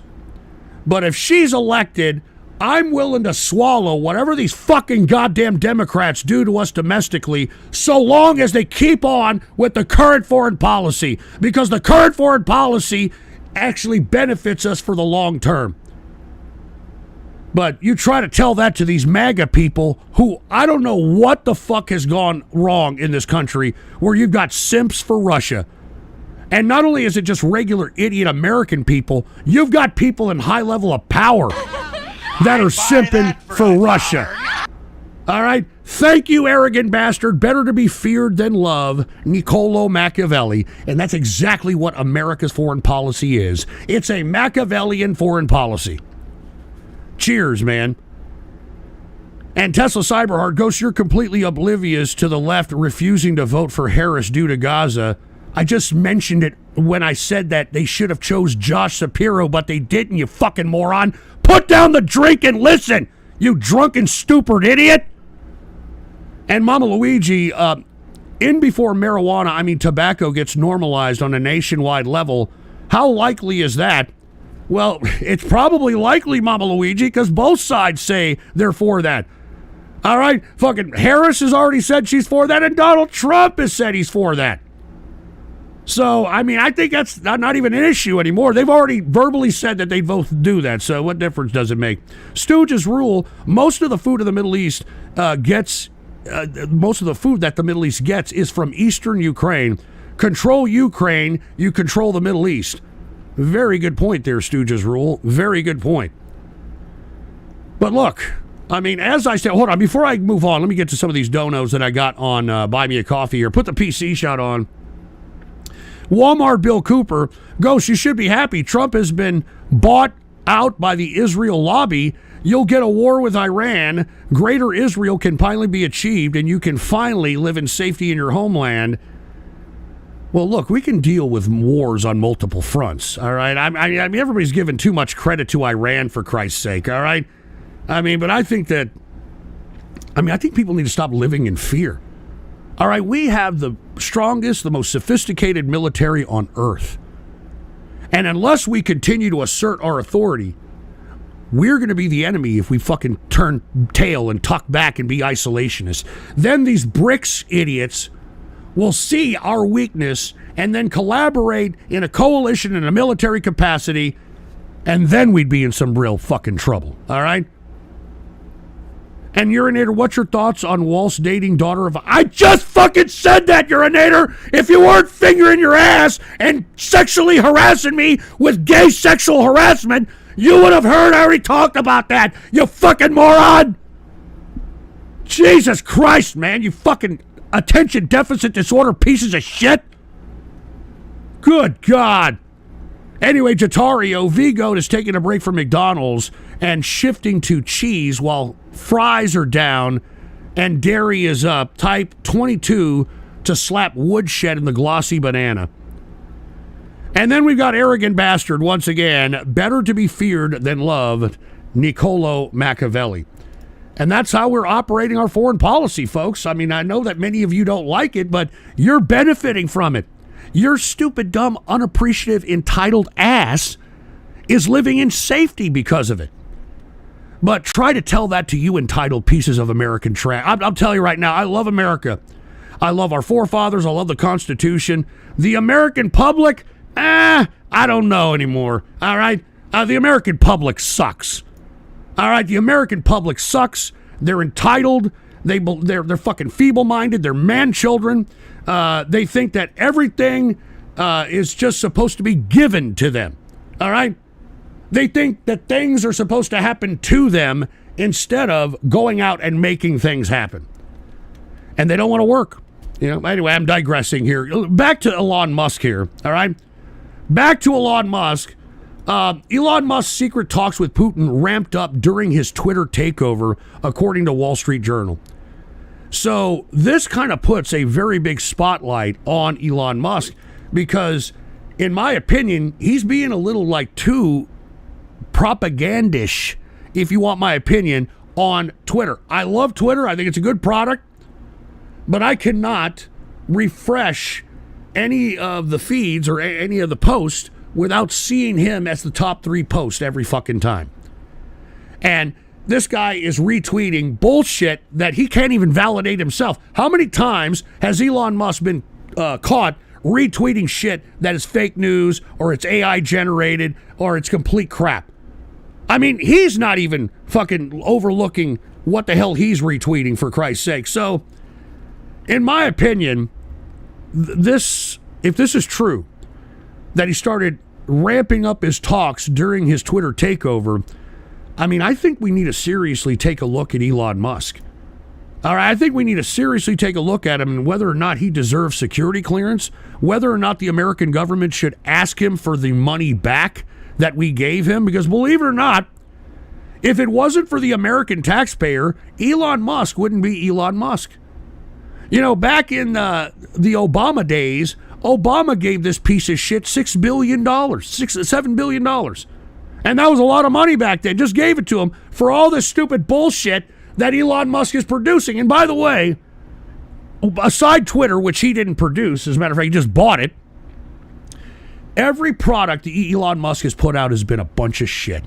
It's been total crap. And by the way, if you're one of those idiots that bought those $125,000 Cybertrucks, you legitimately bought a buggy car with stainless steel glued onto it. I mean, that's legitimately what you bought. I mean, I can't believe people are this pathetic. I can't believe it. And by the way, all these Teslas now, all these fucking Teslas, they're all trash now that the car industry is caught up to the EV market. They're all trash. Everybody's overpaid for them. When everybody came out, Elon Musk made these people believe that they were a part of the future. I mean, he sold all this crap. He kind of, took a page from Steve Jobs in selling the culture of Tesla and selling the culture of this and selling the culture of that. And guess what? He had idiots go out and buy Tesla cars for $70,000 or $80,000. Now has marked them down 40%.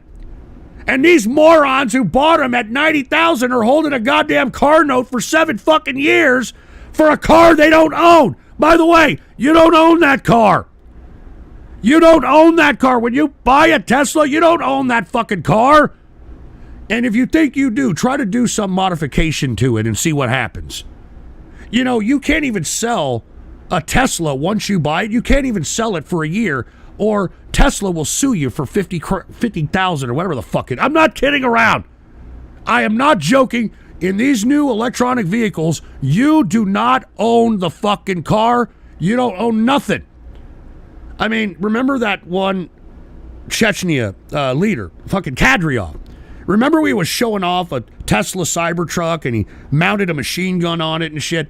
And then after a few days after showing it off, he came out and said that Elon Musk disabled his Cybertruck. Now, what kind of power is that? I mean, that should terrify people that, for whatever reason, if Elon Musk has any problem with you, he can control your fucking car. He can turn it off. He can turn it on. He could probably drive it. I mean, he could drive by itself. Who would buy this crap from this maniac? Jesus Christ. And what is it, Eskerman? All right, Tesla paid back the Obama loan 5 years early. Yeah, shut up, you fucking... Tell me where he did that. He didn't. It was a fucking grant, you moron. All right? I get it, Eskerman. You're one of these fucking stupid, dumb hipsters that want to believe this leftist crap. All right? Just the side of you is your quintessential leftist trash. This effeminate leftist trash.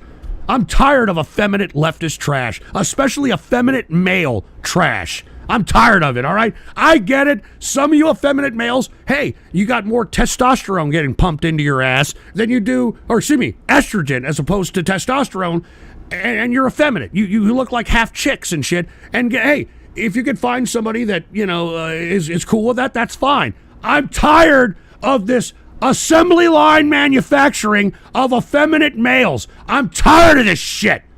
All right, I know that not everybody is an effeminate piece of shit. I am tired of the soft-spoken. I'm tired of, hi, how you doing? Yeah, this is how I talk, and I like talking like a little effeminate femboy, even though I'm a fatty, but I like talking like this. I'm tired of this shit.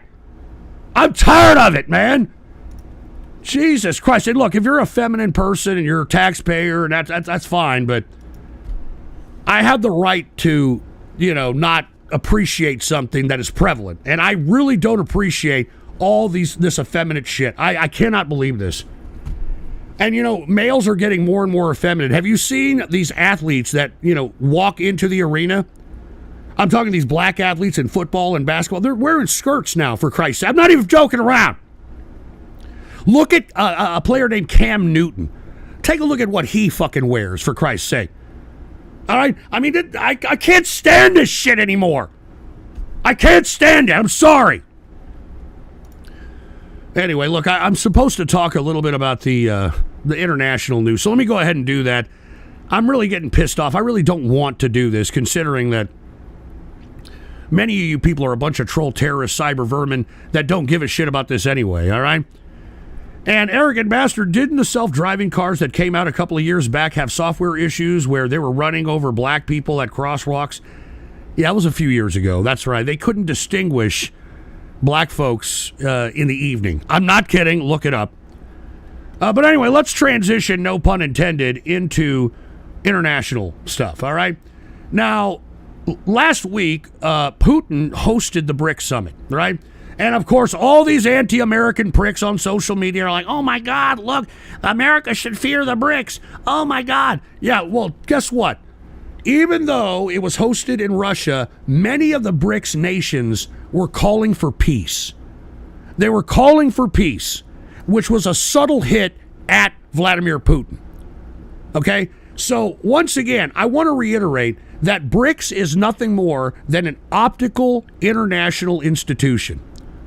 It has no bearing. It has no fucking authority. It is just an optical institution to make it look like there's an opposition to the Western powers, when there isn't. This is all for show, and let me explain why. As I alluded to earlier, all right, if the Brics was really something for us to worry about, they would have already produced their Brics dollar, which they have been fucking touting for 2 or 3 years. They haven't. Instead, take a look at this. Put the PC shot on. Putin's dollar problem is clearly on display at the Brics Summit, starting with the moments the guests land at the airport. And what is that? Take a look at this, all right? Russian President Vladimir Putin is hosting Brics. Putin is touting trade local currencies and move away from the U.S. dollar. Despite the de-dollarization, summit organizers advised attendees to bring dollars and euros. All right? So, right off the bat, all this economic crap that's being pumped out of the Brics optically means shit when you have to go to Russia to attend the Brics Summit and they're asking you to bring dollars and fucking euros. All right? So, right off the bat, any of this Brics shit, anytime you hear that, oh my God, the Brics, it's going to be in opposition to America and it's going to be in opposition to the West, they still are trading our dollars. They're still accepting them in Russia, even though we have an embargo on the goddamn country. even though we have an embargo on the goddamn country.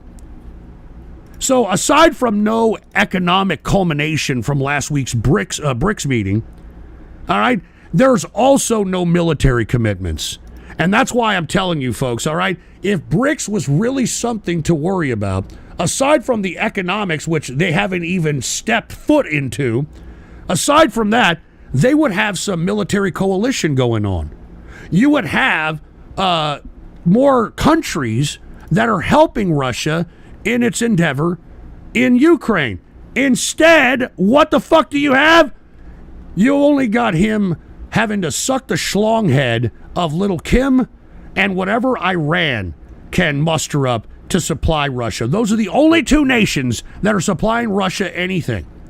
And by the way, it doesn't look like it's going too well with the North Korean soldiers. Did you see this? Russian soldiers are heard complaining about North Korean soldiers in intercepted audio. Here, take a look at this. I'm not even joking. Play this shit. Here, turn it up. These pictures of North Koreans training in the far east of Russia have sparked a lot of speculation over Russia's plans in Ukraine. In intercepted communications from the front line, obtained by the Defense Intelligence of Ukraine, Russian soldiers can be heard complaining about their new allies. The North Koreans are codenamed the K Battalion. Он с кем-то батальона К.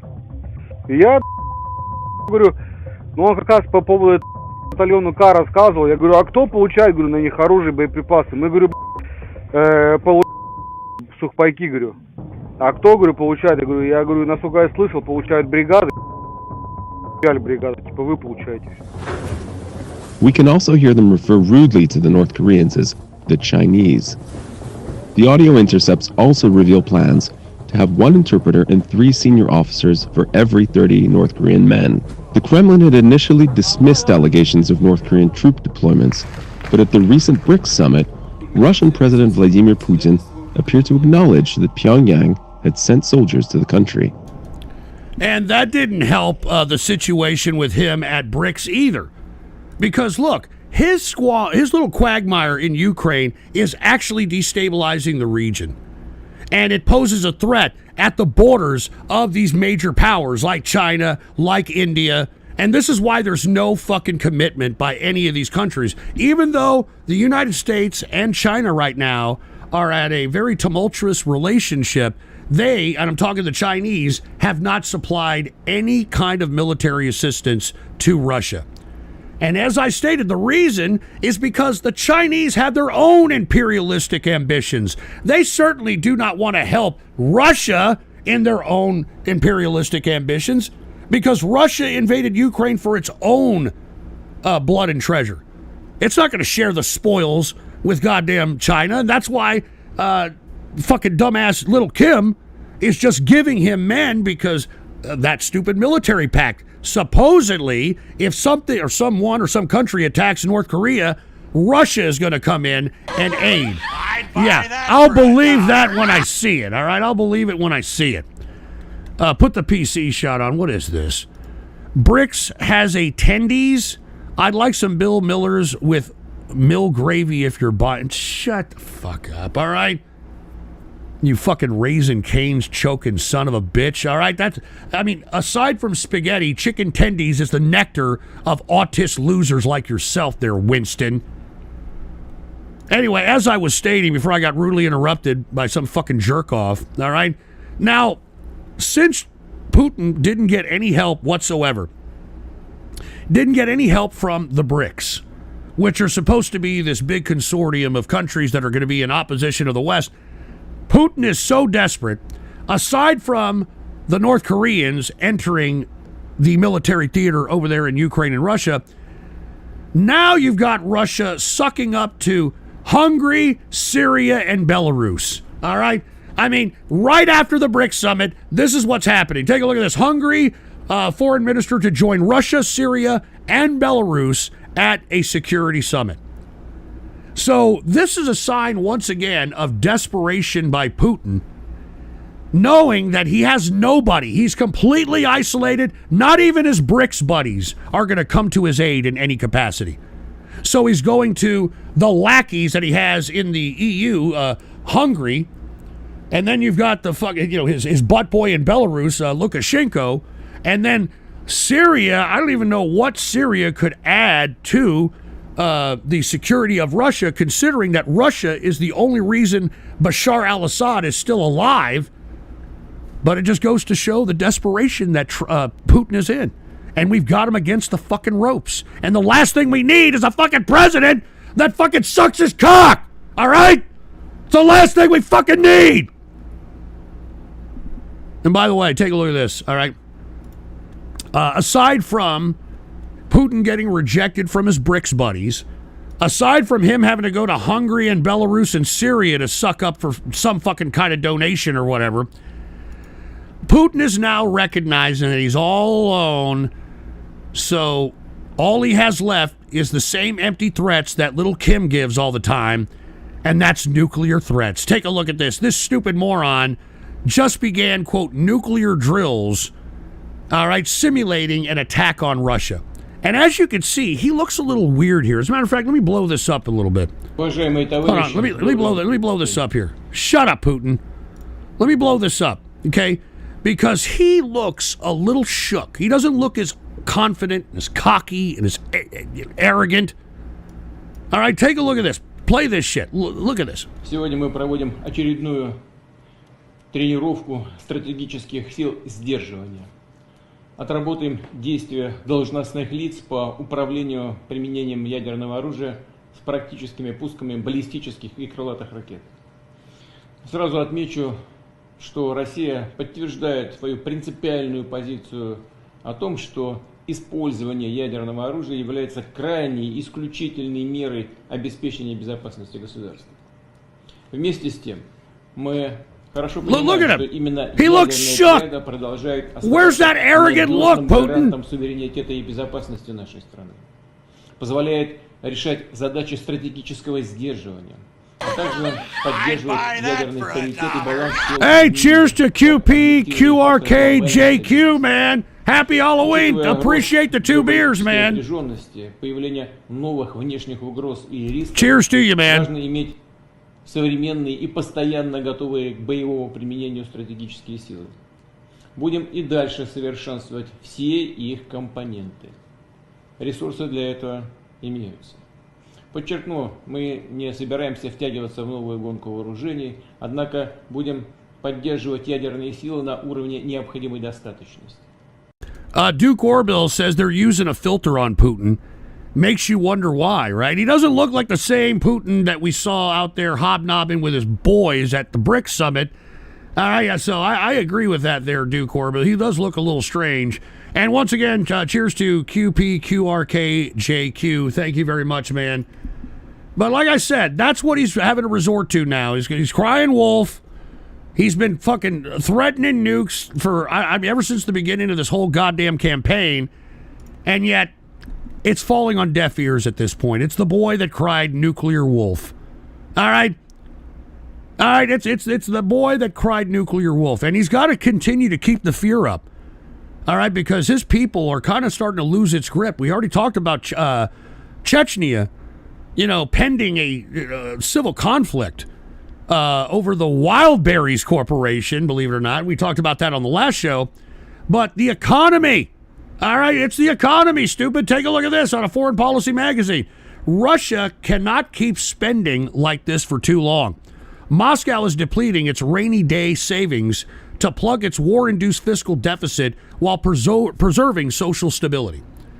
And you see, this is what I'm telling you, man. We cannot pull away from supporting Ukraine. All right, we got to continue to do it. And I don't give a shit if this war lasts 10 years. All right?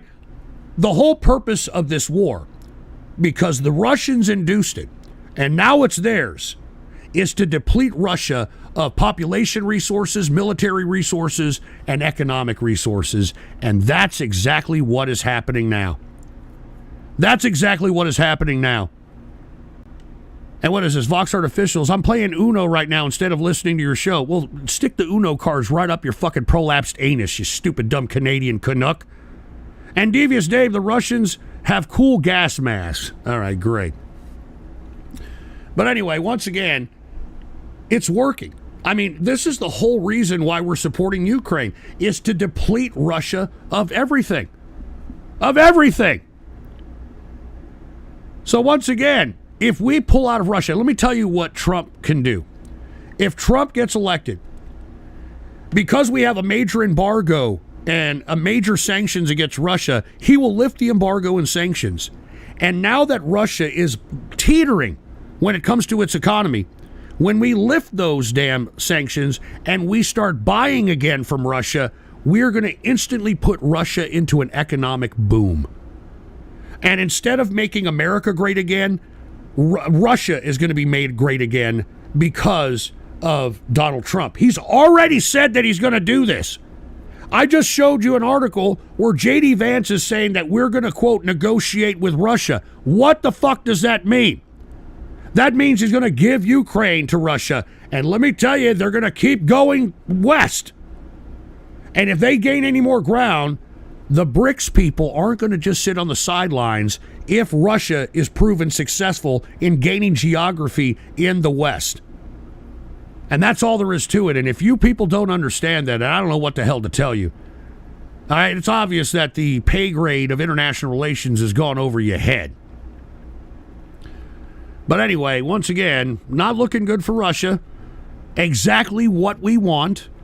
I guess unless you're MAGA for some fucking reason. But anyway, let's go ahead and make a transition, no pun intended, from Vladimir Putin to Iran, okay?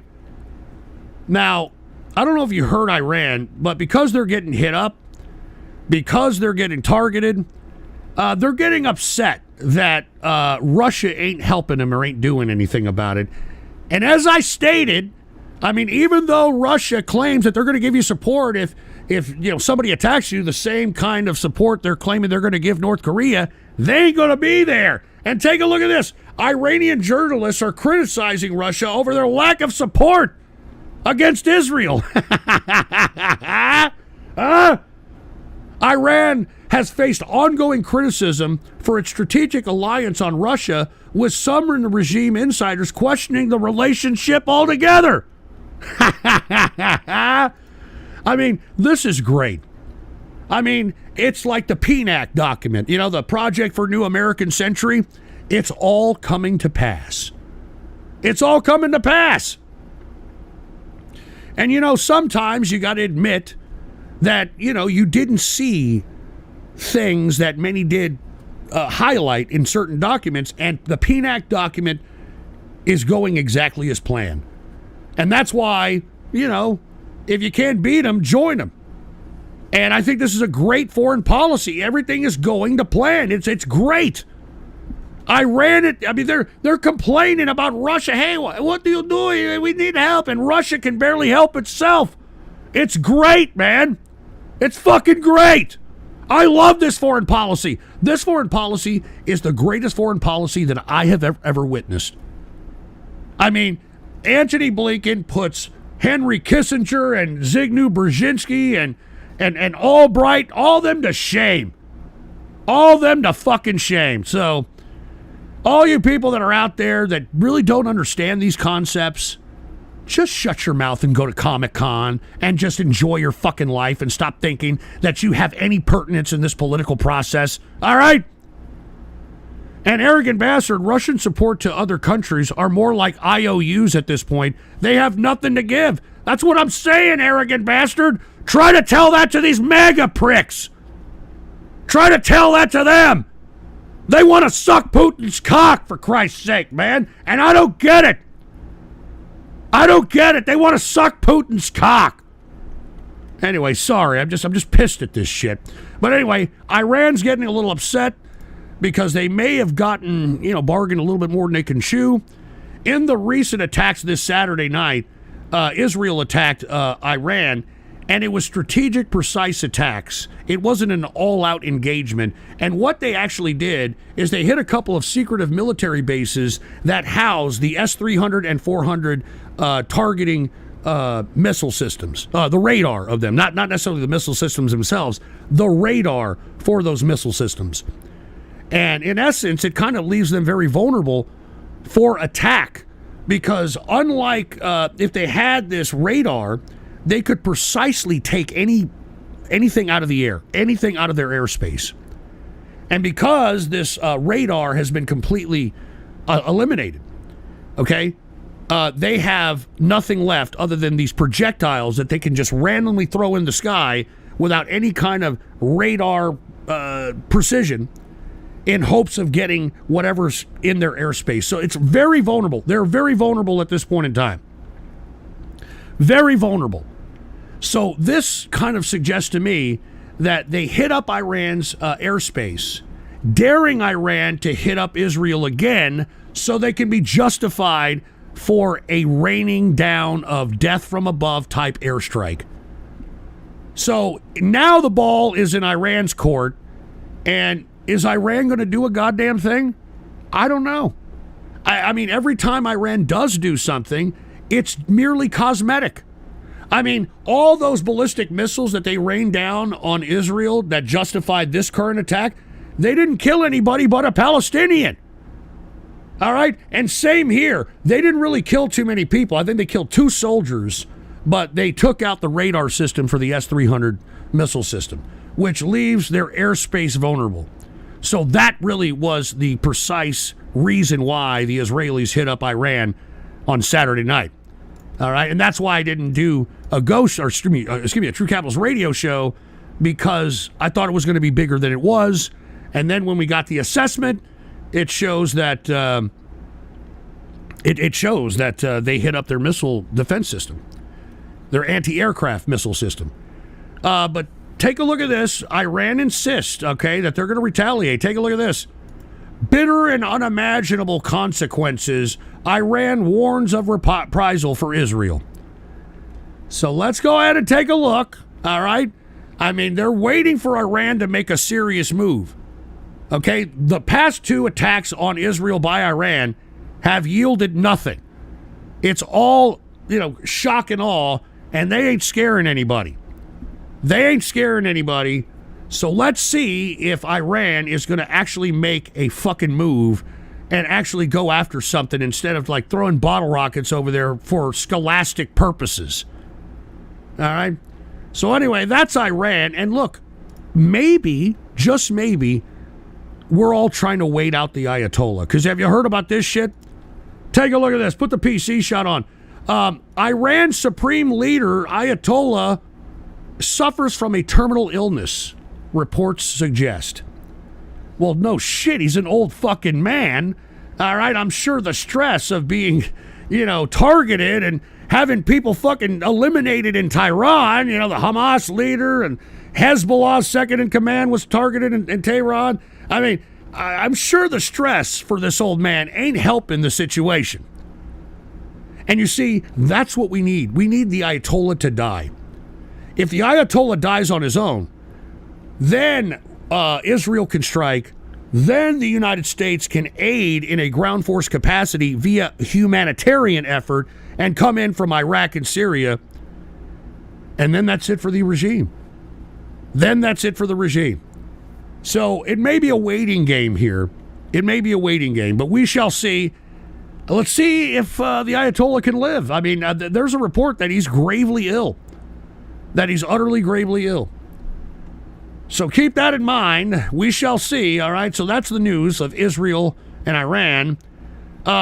Since we're in this region, since Nasrallah's death, all right, I think the past 2 guys that they've anointed as the leader of Hezbollah in Lebanon have been eliminated. Well, they got another leader. Put the PC shot on. Hezbollah names Naim Qassem as the new leader of Hezbollah. And here he is right here. All right. Now, I don't know if this guy is going to last long, because Israel is saying that he's not going to last long. And I think the last job that you want in the Middle East is to be the leader of Hezbollah. And it goes to show you that even though Nasrallah, for those 30 years that he was in power, he was able to comprise these big, large crowds in Lebanon, man, for like 250, 300,000 people would hear him fucking speak and all that shit. What the hell did that do for him in the end? I mean, Hezbollah is barely fighting in Lebanon. Barely fighting. especially after that beeper operation, which I thought was unbelievable black ops. Unbelievable black ops. But once again, this is the new leader of Hezbollah. I guess we can place bets on how long he's going to last, because that's a job that I don't think anybody would want. I certainly don't want it. I mean, Jesus Christ. Anyway, let's talk a little bit about China here for a little bit, because even though they attended the Brics summit, China is in a very precarious situation with its economy itself. I talked a couple of weeks ago, I think 2 weekends ago, they decided to throw out a stimulus of about $256 billion, which caused many of the stocks in China, particularly China stocks in America, to go up in value. And I told you on the last show that they've got like 9 trillion or whatever fucking trillion. They've got their money machine go burr right now. And to prove this, now, I mean, remember, they just released $256 billion. Now they're weighing whether or not they should release another $1.4 trillion in fiscal stimulus package. Can you believe this shit? And if Trump is elected, they think they're going to stimulate it even more. So this is not good. I mean, I don't know why the Chinese think that this is the way that they're going to take this direction in their economy. You know what I mean? I mean, seriously. I mean, this is I just don't get how, not looking at Japan, not looking at United States post-COVID, about making the money machine go burr. I don't understand how this is going to solve problems. But hey, you know, we did it, so they think they can do it. But they're on a more macro scale than 350 Americans, dude, all right? And by the way, the EU is helping us as well, even though we have a, very optical relationship as well. I'd buy that for $1. And hold on, Ghost Trans-Pacific Waifu. The EU is also aiding in us destroying the economy of China. Because remember, the whole reason why the economy of China is suffering is because of not only the tariffs that were implemented by Trump and then doubled down by Biden, but Biden has attempted to economically decouple from China, and it is devastating China economically. They're realizing that no one in the world is going to consume the amount of crap out of China than America. And unless they bow down, I keep saying this, unless they bow down and eliminate that death before dishonor bullshit and start sucking America's schlong head, that's the only thing that's going to save their economy. I mean, is our consumption. And we've cut that consumption by over a third, I think. And that's a tremendous amount of money. That's a tremendous amount of money.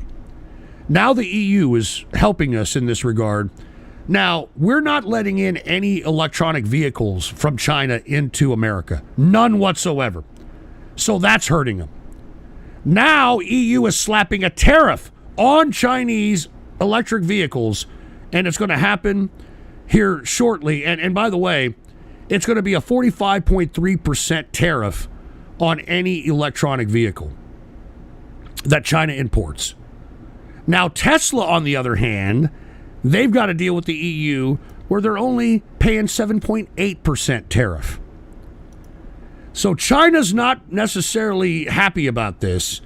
So they have decided that they're going to start curbing their imports of EU goods, particularly wine and booze and all this shit. So we're now starting to see a trading war go on with the EU and China, and I don't think that China can necessarily do that. I don't think they have the economy to do this. Now, the reason this is so important is because Beijing, China, has already produced like 300 million of these EV cars, and they can't sell them to their own people. I mean, the whole intention was to export them and generate the money through exports. Not going to happen unless they bow down. And, once again, China is one of these death before dishonor type people, and they're not going to bow down. And since they're not going to bow down, we're going to get even harder. Did you hear about this shit? The U.S. finalizes restriction on AI and semiconductor investments in China. The Treasury Department says curbs will ensure U.S. investment does not advance technologies that threaten national security. So aside from all the shit they produce, they're on their own now with the AI and semiconductor technology, which is now in taking over fucking tech. And arrogant bastard, China's EVs have been catching fire, but what do you expect from a country that fakes food and has an apartment complex made of dirt and styrofoam? Very good point, arrogant bastard. Unfortunately, if you try to tell that to some of these folks that simp on China and Russia, you would think that they're way ahead of the game, but they're not. All right? They're not. So it's good to know that we're sticking it to China. And like I said, even though China is saber-rattling itself, it just did some exercises, military exercises outside of Taiwan, they're not going to do a goddamn thing. They're not going to do a goddamn thing. They are not in the position to do a damn thing. I mean, they've got shit going on all around them. As a matter of fact, during the Brics summit, they sucked the schlong head of India.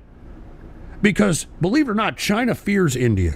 India can match China man for man. So that makes them fear. Secondly, Indians from India, believe it or not, even though the poo and the loo stuff, they are fierce fighters. I mean, I could give you a whole bunch of instances, but they made Alexander the Great turn back to Macedonia when he was trying to go east. So these are fierce fighters. So China knows that, and anytime there's any kind of contentious situation between them and India, every Brics summit, it's quashed because Xi Jinping is bowing down. Now, aside from that, the Chinese, they're not necessarily going to do a goddamn thing. And where they stand at this point, I have no idea. I don't know how they're going to get out of this economic rut unless they renegotiate the trade deal and we go back to highly consuming Chinese products in the capacity of pre-2016. If that doesn't happen, it's over for China. It's over. And hold on, put the PC shot on. Let's go ahead and take a look at what Ghost Trans-Pacific Waifu. The Israeli attack destroyed 90% of Iran's air defense system, S-300, and plant for manufacturing different types of missiles and suicide drones. Who makes the S-300 and S-400? Russia, of course. And who makes the missiles and suicide drones for Russia? Iran. Russia giving the Iranians the S-300. Now they're open for an attack by Ukraine. Russia decided not to give Iran the S-400. Iran will keep their already manufactured missiles for themselves. Two birds, one stone. Brilliant. And yes, I've got you first on the Ghost Show this Halloween night there, Ghost Trans-Pacific Waifu. So cheers to you, man, and thank you very much for listening. All right, cheers, man. All right, now this is the last thing I'm going to talk about. ISIS, they've kind of been on the back burner. I would caution people about ISIS and them trying to recruit American, incel losers as lone wolf attackers. Now, mark my word, I do believe we're going to have a terrorist attack soon. I'm seeing a lot of arrest of lone wolfers that are in their 17, 18, 25-year-olds, that are getting lured into an attack via the internet. And they're arresting a lot of these people. And once you start seeing a lot of folks arrested in that capacity, that is a precursor of a potential terrorist attack. And let's see what happens, all right? But when it comes to terrorist attacks, Al-Qaeda is still highly active. And they started attacking Nigeria recently. And look, they're continuing to do so. Al-Qaeda affiliate JNIM claims attack near Niamey. And this, of course, is in Nigeria, and Nigeria has now become a new target for Al-Qaeda. Now, let's not forget that Al-Qaeda has already fucked shit up in Mali. Last month, they had an attack that killed 600 people. And before that, and this is the Burkina Faso, Mali area, Niger, those areas. Before that, they had wiped out the Wagner group out there in in Mali, and I think they killed 300 in that attack. So didn't I tell you that when the military junta kicked out America from that base, that holy jihadist hell was going to be inflicted? Prognosticator strikes again. And hold on, Stooges Rule said, hey, check out this article in relation to Hezbollah. All right, let's take a look at this. Thank you, Stooges Rule, member of the True Capitalist Radio member chat room, by the way. Cheers to you. Very, very intelligent young man. Put the PC shot on. Prime Minister said, meeting on Lebanon diplomatic solution, Hezbollah has lost 80% of its rockets. Well, of course, dude. I'm telling you, Hezbollah has been easier to conquer than Gaza, believe it or not. I'm not joking around. I mean, Hezbollah, I'm surprised people took them seriously, considered what has happened thus far. Thank you, Stooges Rule. And arrogant bastard, China's EVs have been... Oh, yeah, I've already said that. Thank you, arrogant bastard. And Devious Dave, we should send lots of opium to China. And arrogant bastard, the Chinese have been trying to break into the African market to peddle their crap, but that's kind of old news at this point. Yeah, but it ain't going to be the equivalent of what the Americans have consumed of their shit, so... And we've got Vox Artificials. I lost Uno game. It's over. And trolling the interwebs, damn Indian scam ghosts into believing that they're fierce warriors. Hey, they beat fucking Pakistan's ass a couple of times. I mean, they can fight, dude. I mean, I get it. They don't necessarily have the greatest sewer system, but, you get what you get, right? Anyway, folks, that concludes True Capitalist Radio at this point in time.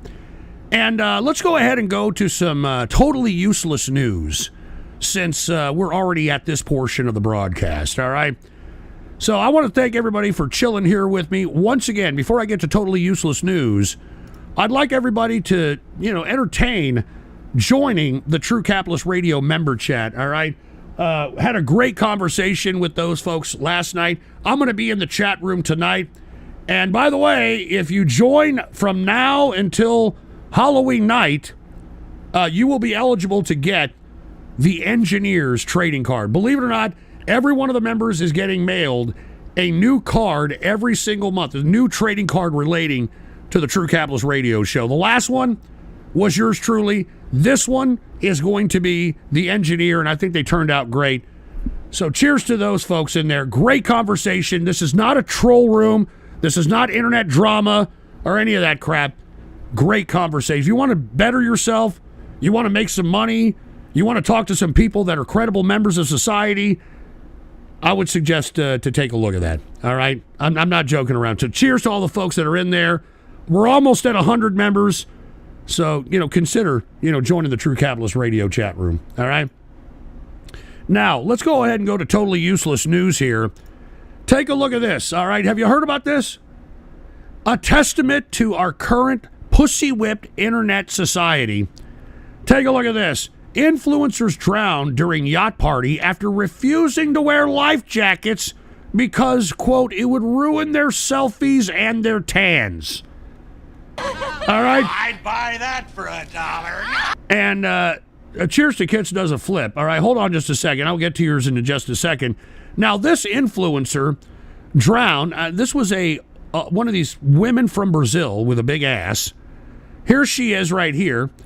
And these pictures were taken right before she drowned in this goddamn boat. I'm not joking around. This is the influencer here. Unbelievable. There's her, I think, right before the damn thing crashed. Here's her look, here's her in a video right before she drowned. Here's her in a video right before she drowned. So once again, our influencer... Oh, jeez, shut up! Our influencer generation, folks, completely throwing rationale out the window, all for the sake of selfies. All for the sake of selfies. This was all taken on that boat before they drowned. A testament to the new internet generation. Unbelievable. Yeah, she's dead. She's gone. She's no longer around. So, I mean, that should give people a little bit of a cause for concern where we're at this point in time when it comes to the internet. the fucking internet, for Christ's sake. Jesus Christ. All right, hold on. Kitsch does a flip. Wagner had a point when, Robert Wagner had a point when he said he was on that cruise ship, to be honest. What are you talking about? Are you talking about when he and Christopher Walken and Natalie Wood went on a boat and Natalie Wood ended up missing and thrown off the boat? Are you talking about that shit? Hold on. Speaking of Kitsch does a flip, put the PC shot on. Hey, since it's rather a short TCR, dude, it's what are you talking about? 2 hours. It's been 2 hours. You're talking about short TCR. Anyway, here's totally useless news article. Looks like Zamboni driver cosplayed as Prince. The fuck is this? All right, I'll take this one there, Kits. All right. Once again, Kits does a flip. Put the PC shot on. Drunk Zamboni driver in kangaroo costume arrested for DUI after crashing into the boards. Can you get fucking DUI like driving a Zamboni in a goddamn hockey rink? Are you serious? I mean, that sounds like something you'd want to drive drunk, right? I don't know. I mean, good God. Imagine the cop having to show up and fucking arrest this prick in the ice. Unfucking believable. Unbelievable. But touche, Kits does a flip. Touche. All right. Last thing I'm going to talk about, and I think it's very important. I don't know if y'all saw this, but I tweeted about it, and let me tell you, I meant this tweet.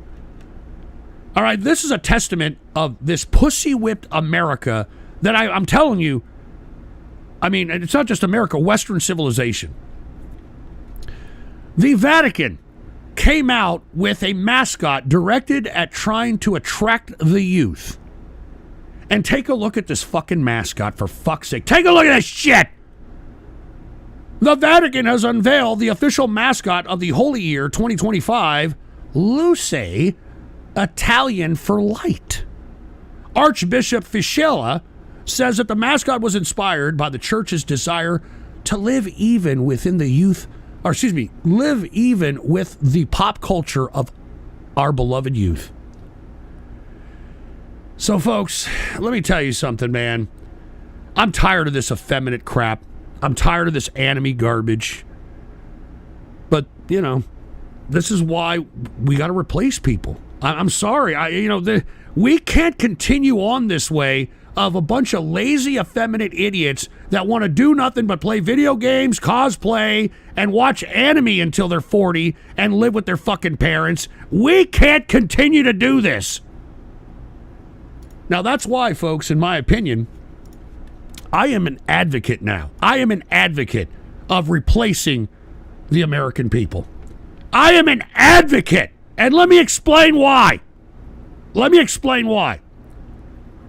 Now, back in 2014, 2015, Angela Merkel of Germany allowed all the wild Yehudis to come into Germany. And at the time, I was against that. How could she do this? How could she do this? I mean, what, she doesn't love her country. You know, everybody. I didn't understand what Angela Merkel was doing. I did not understand it. But now I do.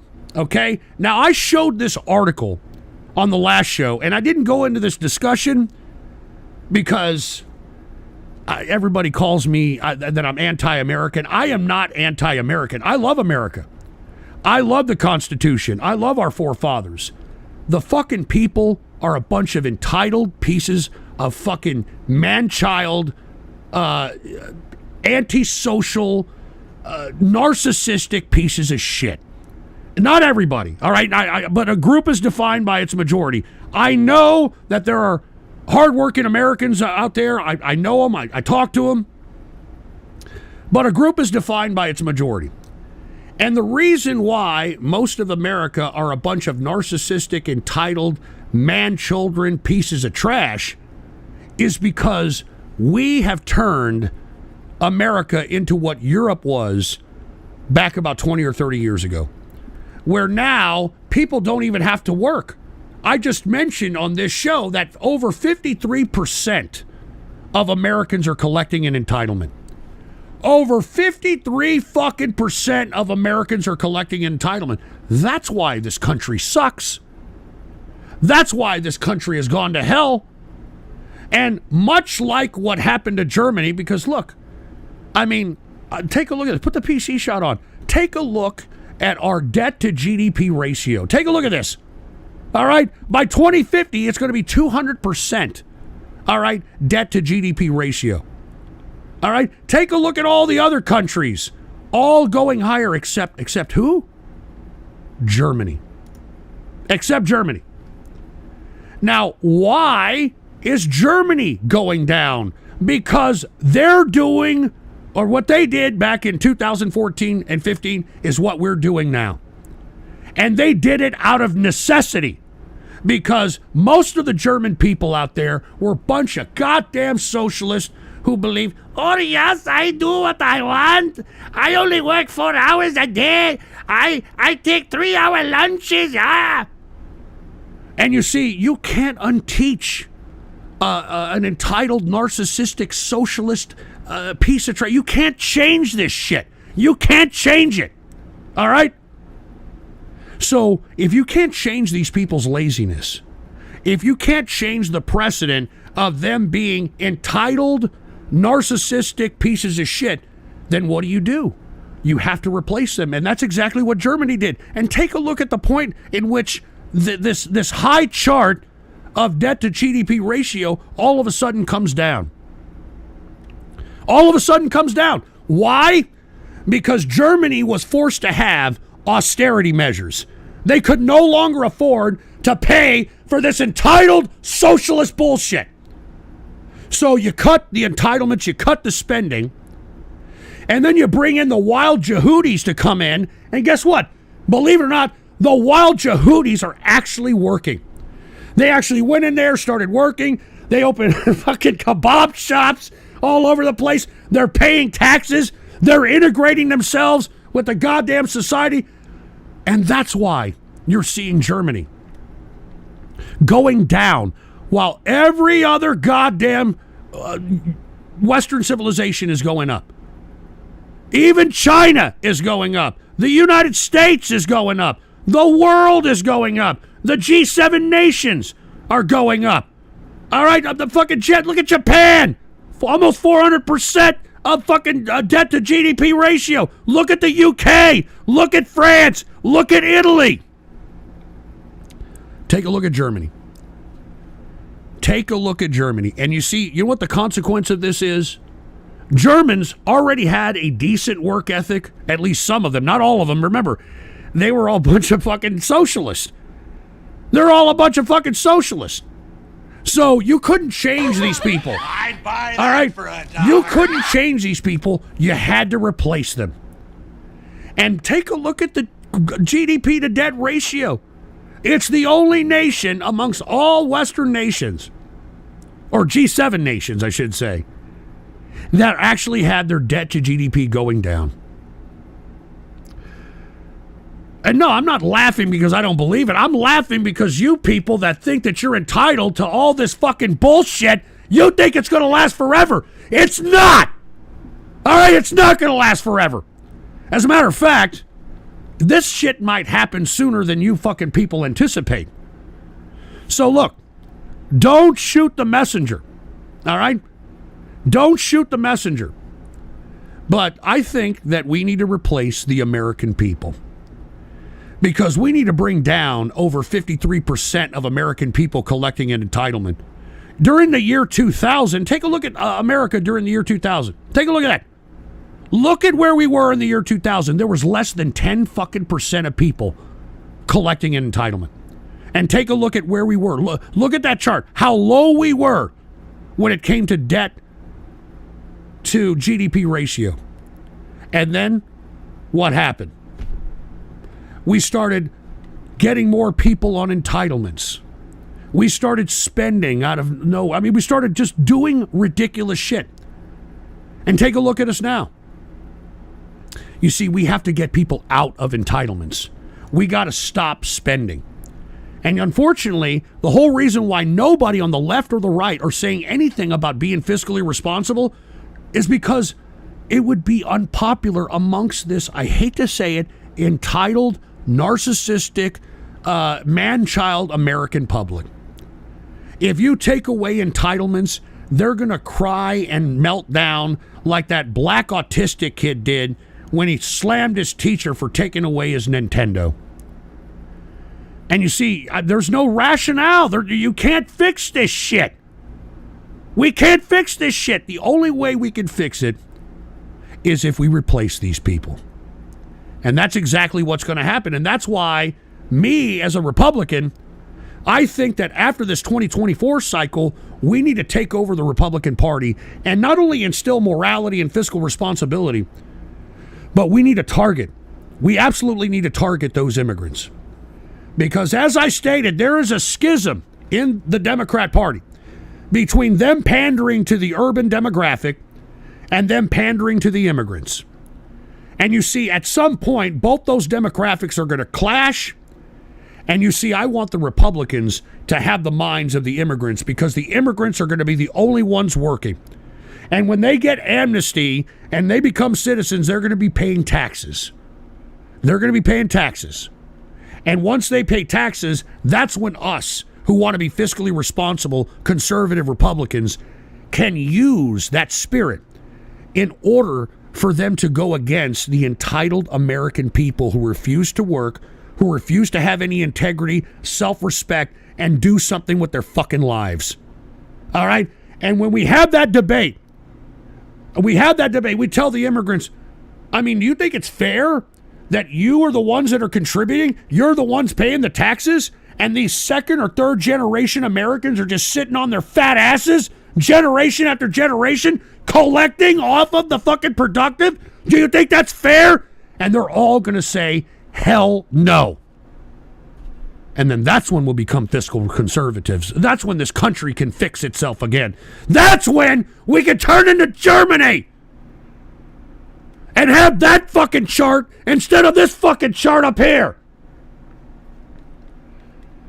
So anyway, that concludes the True Capitalist Radio broadcast, all right?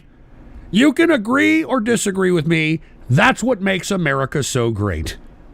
That we still have the freedom of speech to express the views, to express the ideas that we believe in. So you can agree to disagree with me, but I think that we need to do this. I think we need to do this. Anyway, Tesla Cyberheart Ghost, no longer played by Thomas Alban, currently played by LaQuisha Jackson. And you finally won your Uno match. Thanks, Vox. And Arrogant Bastard, here's something. Oh, dude, I already covered that story on True Capitalist Radio, Totally Useless News a couple of weeks ago, dude. Thank you for that one, but I actually covered it. And Feminist Socialist, 2010 Ghost would be turning in his grave. No, he wouldn't. 2010 Ghost hated this entitlement bullshit that fucking Obama was creating. He hated that bullshit. He hated these fuckers that, yeah, my EBT. I just got my EBT. He hated that shit. And look, that's all America's doing right now. That's all America does. They just put their hand out. I mean, you know what? You want to know why people are against these immigrants? Because these immigrants, especially the ones that are being shipped off to New York and Chicago, they're being put into the black areas in which this is generational entitlements, going on when it comes to the black communities of South Side of Chicago and certain elements of New York. And in the South Side of Chicago, they're not bitching at the immigrants because they're causing a problem. They're bitching at the immigrants because they're getting money. Man, what the fuck, man? That money should go over here. That should be my motherfucking money. They're not talking about it ruining whatever culture they have there or any of the other white excuses, okay? The blacks over there are bitching and moaning because they ain't getting that money. And the same thing with many of the poor white folks that are being subjected to these immigrants.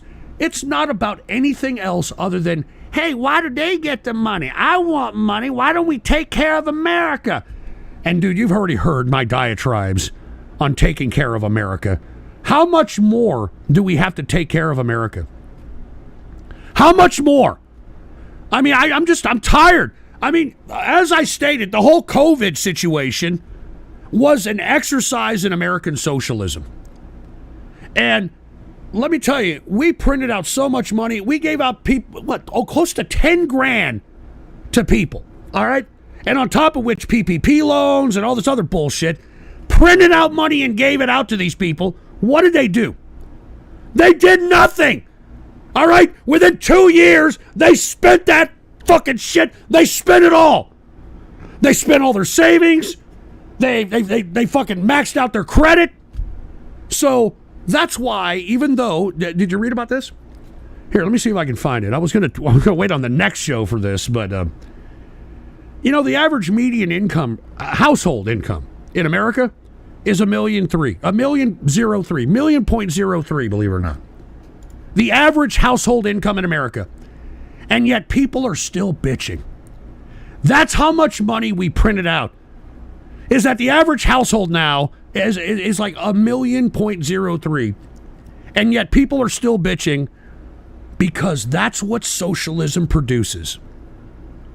Socialism produces a bunch of entitled pieces of narcissistic shit that refuse to do anything because they don't have to. And that's where Germany was at in 2014 when they allowed the Yehudis to come in. And that's where we're at now.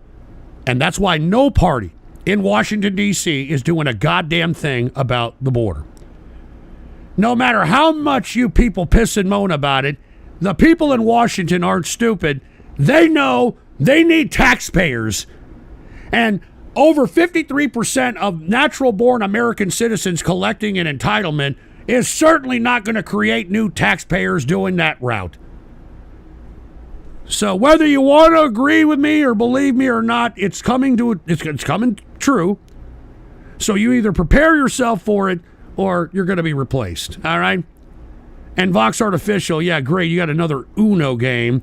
And Anubis, TCR sponsored by Fubu and Fabuloso, real funny. And Eddie 324758, I want to turn it to mid-century Germany. Yeah, Eddie, not even the Germans want to go back to that. All right? So, it's only you, an American jerk-off Nazi LARPer, who probably lives a fairly decent life, but because, I don't know, maybe your fucking wife bangs a black guy or some shit, you're all pissed, and now you're taking it out in the world. And Pookie from 713, stop hating on my N-word Obeezy, talking about Obama. Vox Artificial's 2010 Ghost would have played Uno with me. Dude, no. Rox asks, trans YouTubers such as Pyro Cynical do better shows than you. Well, that would make sense because you sound like you just popped out of the anal patches of somebody that is a contestant on RuPaul's drag show, whatever the fuck it's called. All right? Yeah, fuck off. Stream Troll Mike, okay, enough with the LARP. You're making actual neoconservatives look dumb. Well, with all due respect, Stream Troll Mike, you're not the most articulate idiot either. I remember you doing that can recycle bit, and that was a pretty fat hand you got going on over there, all right? I mean, it looked like a sack of fat bananas, for fuck's sake. I can only imagine what your anus looks like, because I know you put 3 or 4 of them in there and gyrate them counterclockwise while you're watching that fucking anime in your profile picture. Fucking piece of shit. And Tesla Cyberheart, I'm getting a 3-piece suit for my birthday. Well, good for you. Everybody should get a badass suit. And Vox Artificial, 2 Ono victories for Vox. Let's go. And Feminist Socialist, how come Joe Rogan... I'd buy that for $1. How come Joe Rogan got the interview with Trump and you didn't? I don't want to interview Trump. All right? Anyway, put the PC shot on. Let's see. We got Ghost's #1 fan. Hey, Ghost. Did you know my father lived in San Antonio? I had stayed in his apartment for a while when I moved here, but he hated when I put on your show. He was some bedwetting bleeding heart who hated your show and said that my obsession with you was sick and inhuman. Can you believe that? Don't worry about it, though. I took care of him, and we'll be together soon. Okay, great. And then KH, Harris is on TV right now. Please end your stream. Well, yeah, as a matter of fact, I just read that she's having a DC event. And that, believe it or not, the numbers, I mean, they're just saying this is the media, the numbers out there to see her speech in DC are bigger than Donald Trump's speech. And I don't know if that's true. I'm actually going to go take a look at it right now to see if it's true. And Mama Luigi said a 2010 Ghost would like anime. No. All right, absolutely not. All right, absolutely not. All right, folks. Anyway, once again, I'm going to take the day off tomorrow and maybe produce some pre-produced stuff. I don't know yet. But Thursday night, Halloween night, 8 p.m. Central Standard Time, I'm going to be doing a ghost show, okay? And I hope that you folks can attend. I hope that you folks, after you're going out and doing your Halloween festivities, can come kick back with us, all right? You can come kick back with us. Anyway, folks, once again, if you haven't done so, entertain being a part of the True Capitalist Radio membership chat room. I'm going to be in there in about 20 minutes, and we're going to be talking about, some of this, some of the things that we're discussing now, and we're going to talk about some of the small caps. A lot of people making money in there, a lot of people making money moves. Very good chat room. It's a breath of fresh air. If you want to have a serious conversation, entertain joining the True Capitalist Radio membership chat room, all right? And hold on, wait a minute. Eskerman, I'll be waiting to take you to task in the paid chat room. Yeah, you never really do, all right? And Arrogant Bastard, hey, go see you later, man. Have a good one. Thank you very much, Arrogant Bastard. Cheers to you, man, all right? Once again, my go-to social media is X or Twitter, whatever the hell you want to call it. And if you could please follow me on there, all right? Put the PC shot on. The Ghost Report, all one word, no underscores. The Ghost Report. You can follow me on there. I actually do not just the True Capitalist Radio Show and the Ghost Show. I'll occasionally do a Twitter or X Spaces on there as well. All right, so, I do a lot of content. I produce a lot of stuff that you can find linked there. So FYI, all right? Anyway, folks, thank you very much for tuning in with me. I appreciate each and every one of you. I'm going to be in the True Capitalist Radio member chat, chilling in there in the next 20 minutes. Come and kick back with us. Join the conversation. I really do appreciate that chat room. I'm not even joking. Anyway, thank you all. Once again, October 31st, Halloween night, the Ghost Show. I hope that you are there to chill with us, all right? Because we're going to be stealing the night on Halloween night. Anyway, I'm out of here.